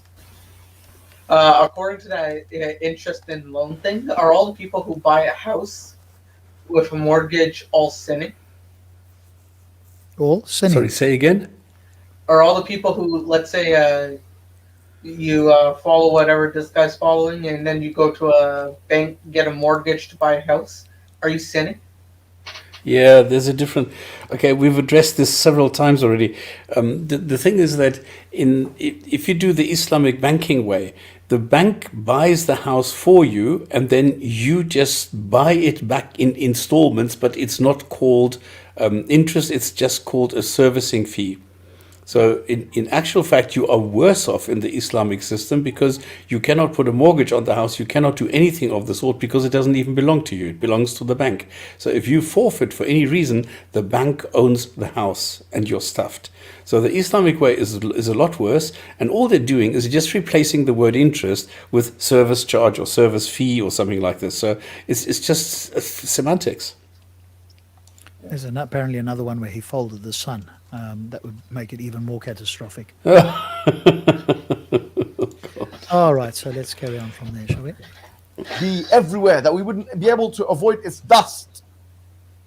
And now we have capitalistic systems of economy, supply side economics, which means Yelling that at me, man. eventually governments have to set interest rates. The Prophet told us that there would be a spread of sexually transmitted diseases. Oh, wow. As if that had never happened before in humanity. This is just astounding, isn't it? Is anybody close to taking their Shahada yet? Is anybody thinking that this is just amazing? If you are on the edge of your seat, I haven't quite reached the edge of mine yet. But so far, I'm not impressed with something that is likely to happen and has happened elsewhere. And in fact, people are living longer lives. More people are free of disease than ever in human history. Why didn't he talk about that? The rise of medicine that wouldn't come from Islam, that would solve many of these diseases, if not all of them, certainly many of them, and at the forefront of keeping people alive for much longer, and had nothing to do with Muslims. Why isn't that predicted? That might have been something that would have piqued my interest. As a result of lewd practices people would do, and such sexually transmitted diseases would not have appeared in the past. In other words, there would be new sexually transmitted diseases. There is even a hadith in Sahih Muslim where the Prophet said, there will come a time where you'll be gliding on the earth with suruj, which basically is like an old Roman ship. And these You're going to be gliding like an old Roman ship. I think, again, he's kind of half making something up. Again, there is a hadith. Yeah, which hadith? What are you talking about? But remember the audience. Let me just remind us here who's listening to this. Remember the audience he's appealing to. He's not appealing to people like us who are going to go fact check this, who are going to go look at this. He's appealing to people who already believe it, who are not going to look this up, who are gullibly going to be taken along with this hypnotic language and these unsubstantiated claims. If he can substantiate it, put it up there, and we can have a look, then we can go, okay, that's what it says. Does it say what he claims? Can we infer what he's inferring? Is it reasonable to do so? None of that's the case, right? So just quote something off the top of your memory, which you've probably got half right or possibly completely wrong. We don't know. And then hope that the gullible audience, and we've seen what some of the comments were that stops read at the earlier part of the show. So go back and listen to those comments again. The Muslims are just dazzled by this. This is just amazing. This brother is amazing. And the rest of us are looking at this, with our head in our hands, wondering how people could think that this is in any way spectacular. It is utterly trivial. And these old Roman ship had wheels, by the way. And it's on the earth that you'd be gliding. So can we find ships today that are gliding with wheels on the earth? I haven't found any. But again, maybe somebody else can point them out. Which country do you go to today that has ships with wheels gliding on the earth? But let's see. Hang on a moment. I'm sure he's going to tell us what these ships actually mean, because he has some interpretation in his brain that I'm sure he's about to share with us. By the way, I haven't watched this, so I don't know what he's going to say next. Reclining on leather chairs. Listen to what it's saying. Reclining on leather chairs? You'll be gliding on the earth, reclining on leather chairs. Such that when you open the door... What's that? Calm down, bro. You're going to get an aneurysm. Women will come out, Muslim women, to the mosques. That's how they'll be going to mosques. And they'll have certain hairstyles, which is like the hump of a camel. Very specific. What can I say? I apologize, it's not Meta's comedy, but at some point you do have to be, because you can only shake your head so long, and then at some point you have to just be amused by this. So specific, he says. This is unfortunately the standard we're seeing from somebody that other Muslims are just gullibly look up to, either metaphorically or physically, as if he's saying something that's just wonderful. So can anybody find me a boat that's on wheels, that's gliding around, where people are sitting in leather chairs and women are climbing out of? I haven't seen any, but if you have a country... He's talking about all the white BMWs Persian guys are driving. Nothing to do with a car, or nothing to do with a car, is it? Because it's a boat on wheels. Yeah. But hey, let's let people think that's the case. Let's let people think that's the case. But of course, some of us are going to look at this and take it for what it's actually saying. We're not going to infer or jump to, which is what humans do, jump to some pattern that they can match this with. That's what we are. We are pattern seeking. So when somebody makes generalistic statements like this, in our mind, we're searching to see if it makes we can find a match in the world. That's what we do as humans. It's one of our evolutionary sort of, what's the word? Traits that we have is to search for a pattern to see if we can recognize this. And that's what people are doing. Obviously, a few people have said so in the chat there and so forth. And we're looking to see what does this match. I'm looking to see if there's something that's accurate, that's specific, that he couldn't possibly have known, that in fact is ubiquitous in some way that nobody would have predicted. And so far, we're not seeing it.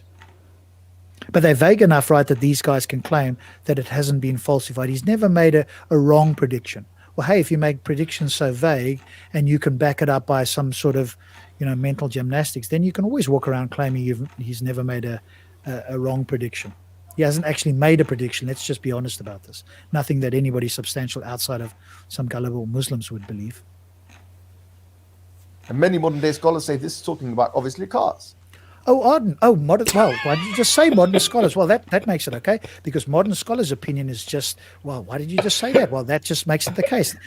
Are we all ready to take our shahada? I mean, I'm being a bit facetious here, but as if modern scholars, well, they've just given us their opinion. We just need to take that because we're brainwashed to believe what modern scholars tell us to do. I found a letter. I've got the same problem. I cannot find what he's talking about. I'm finding all sorts of things. I have heard something about not the ship so much, but if not leather seats, then people getting out of leather seats again. But I don't remember where I saw that either. But hang on a moment, just hold your boats. Some modern scholars have said so. Well, there we go. I mean, that's just an incredible reference, isn't it? That should be a scholarly reference. Let's put that in some peer-reviewed paper, shall we? Extremely specific stuff.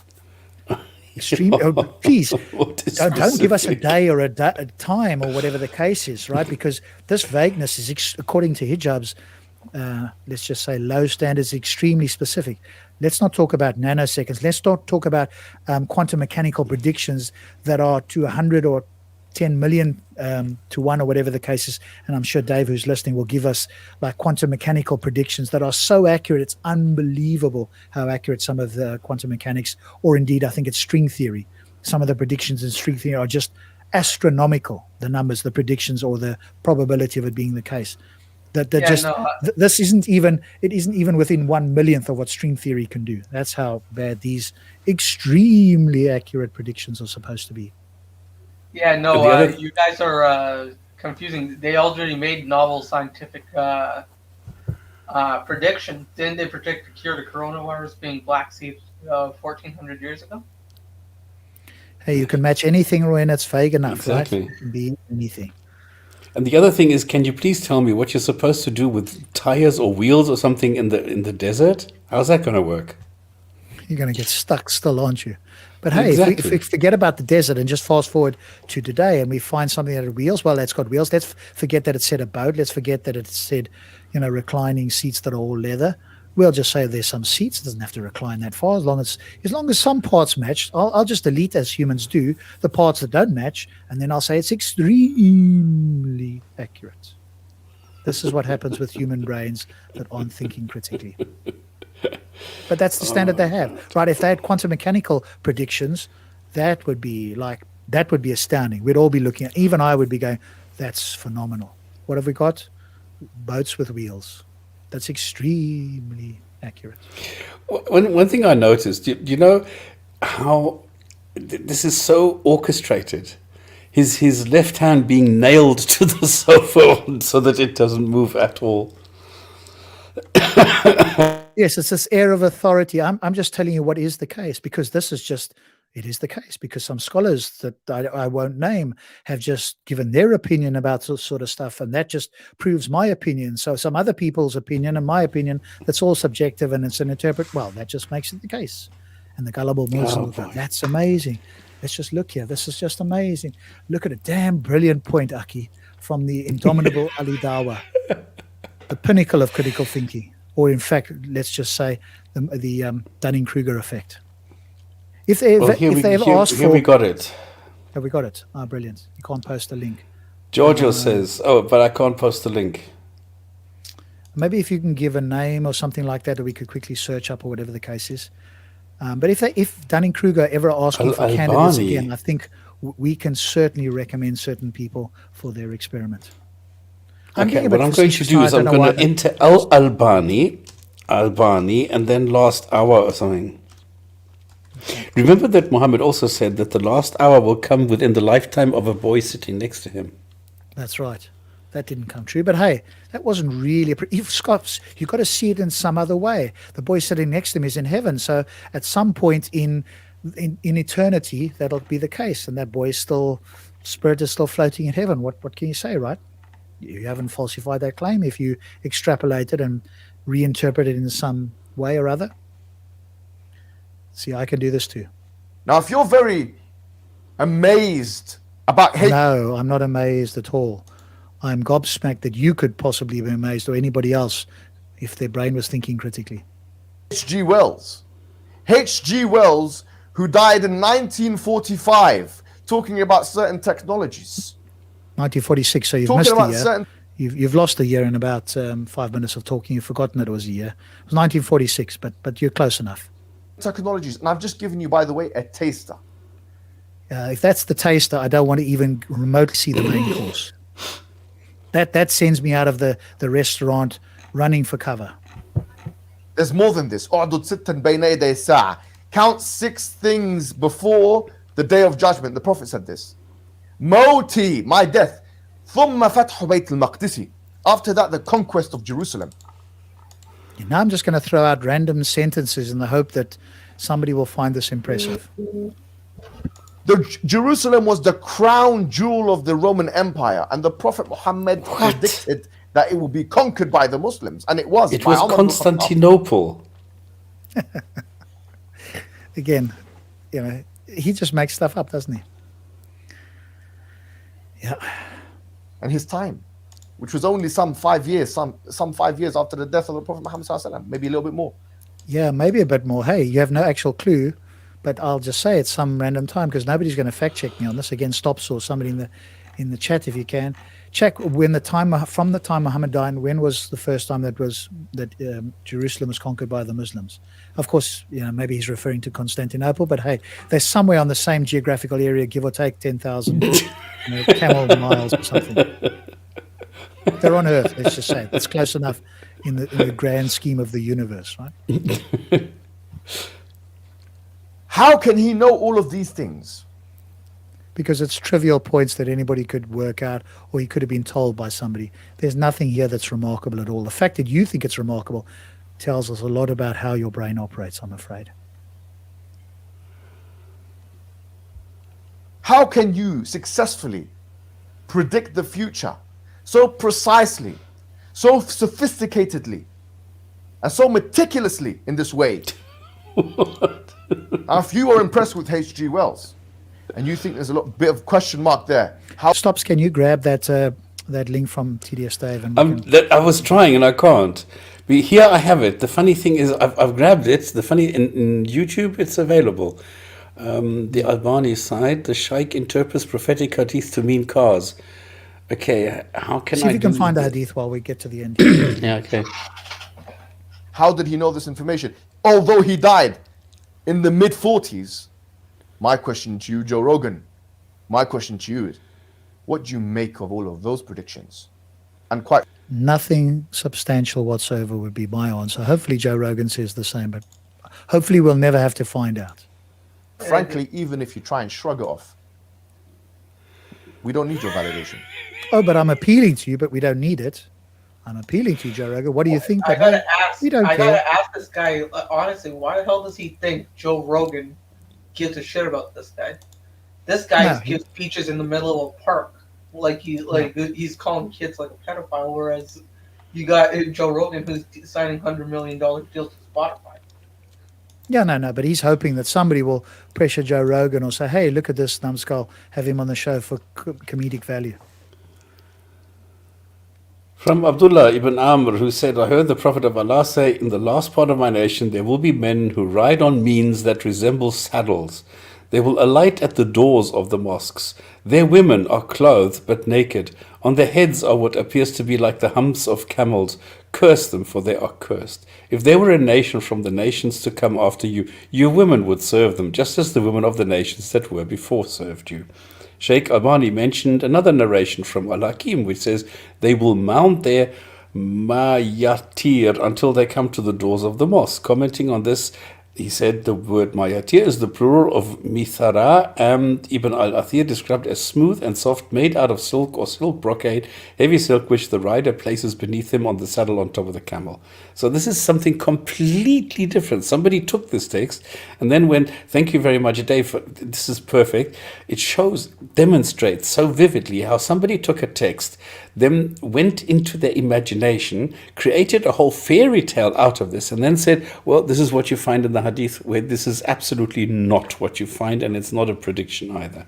It's just silly. So just look at what's being said there. If this is accurate, look at what's being said here, as opposed to what Hijab said about some sort of boats with wheels floating across the earth. He even made his hand go across as if it was almost like floating on air. He did that before he actually said the boat and the wheels, because I was like, what's this thing that's going to be floating? And then he said boats and wheels. I'm like, how does that float?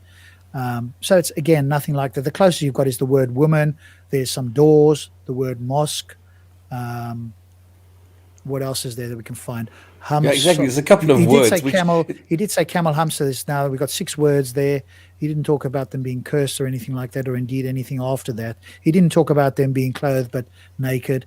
So we got about 6 or 7 words out of this entire thing that are the same. But again, and then he strings it together. Yeah, exactly. And if a Muslim reads it, he'll see 6 or 7 words because we are pattern seeking. They go, wow, that's amazing. That's kind of what Hijab said. Kind of is like 5 or 6 words, maybe, and they're not all following along, and those words don't even accurately represent what Hijab said they did. So even the 6 words he got right weren't even great, right? So, but what is that out of all of these words? That's like 15 or 12% accuracy or something, round figure, maybe even less. So again, this helps. This is why we fact check this guy, because he just makes up his own thing here, and then he just says it as if it's a matter of fact, never gives a reference. And so we go and check it, and hopefully you'd appreciate the time we've taken to do this and show you that it's so remotely not what he suggested it is, unless you are somebody who will cherry pick a few words and just lap it all up. I'll give you another one. This is from the same page, just a little bit lower down. Left of this. This is amazing. Dave, you're brilliant what you're doing. Hang on, I need to first close this, then reload, and then I'll quickly come up with this. I don't know how you found this, because I tried and I couldn't. Excellent Siege stuff. of Jerusalem as well. There, Dave's got that. We might not necessarily have time to bring that up, or if we can, we will. 636 to 637. He died in 623, was it? Stops if I remember. 624. Sorry, who? Muhammad. 32. 32, right. There we go. So when you come to know this, it will become clear to you, with the permission of Allah, that the Prophet is alluding to those vehicles which have been invented in the era, i.e. cars. No, not i.e. cars. That's what they're inferring, right? When it suits them, they can infer any old nonsense.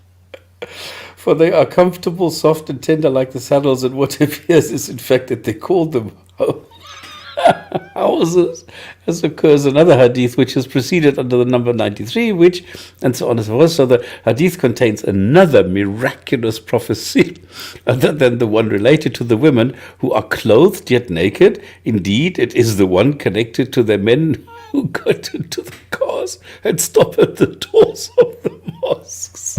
Come on, this is so silly. This is incredible, so isn't it? silly. That humans can sit there and try and post hoc rationalize and even write this down. And, you'd think that this is comedy, right? You'd maybe say this is a page stolen from somebody's comedy routine, but they probably are serious. And that's the sad part, right? And by the everlasting existence of Allah, it is a true prophecy which we witness every Friday when cars gather in front of the mosques. Talk about pattern-seeking humans looking for patterns that they can confirm, right? Confirmation bias on display at the highest degree here. Incredible, isn't it? Let's finish these last 15 seconds and let's bring this entertaining and at least somewhat funny show from our point of view to a close. So here's the last 15 seconds. The answer is already clear. Wassalamu alaikum wa rahmatullahi wa barakatuh. There you go. Yes, indeed. The answer is Mohammed indeed Hijab, clear. thank you for It's this. clearly you This haven't is given us absolutely anything beautiful. except a bit of comedy, entertainment, but nothing substantial, as usual. But if you read, I mean, come on, this guy is Albani. This is a renowned scholar, and he writes nonsense like this. Come on. What the hell are we talking about? Okay, I actually But feel quite he's a embarrassed now scholar. to As long come as you up with put the a. word, as long as you put the word scholar in front, somehow that makes it better, at least to the gullible and the ignorant, right? The rest of us, he's just some guy that's read something and's made up his own opinion that sounds laughably ridiculous. But throw the word scholar in front, and somehow everybody gives him reverence. A bit like having, calling it a priest or father, as if that somehow makes it better. Or having, Reverend. or reverend, or having these, religious people in the House of Lords. Somehow, because they've read an old book, they deserve to be there more than people who have studied all their lives and have more information on any one topic than any of these people have ever had in their lives. Okay, I'm sorry to be anticlimactic, but I have a normal hadith for the hadith of the week. I'm sorry.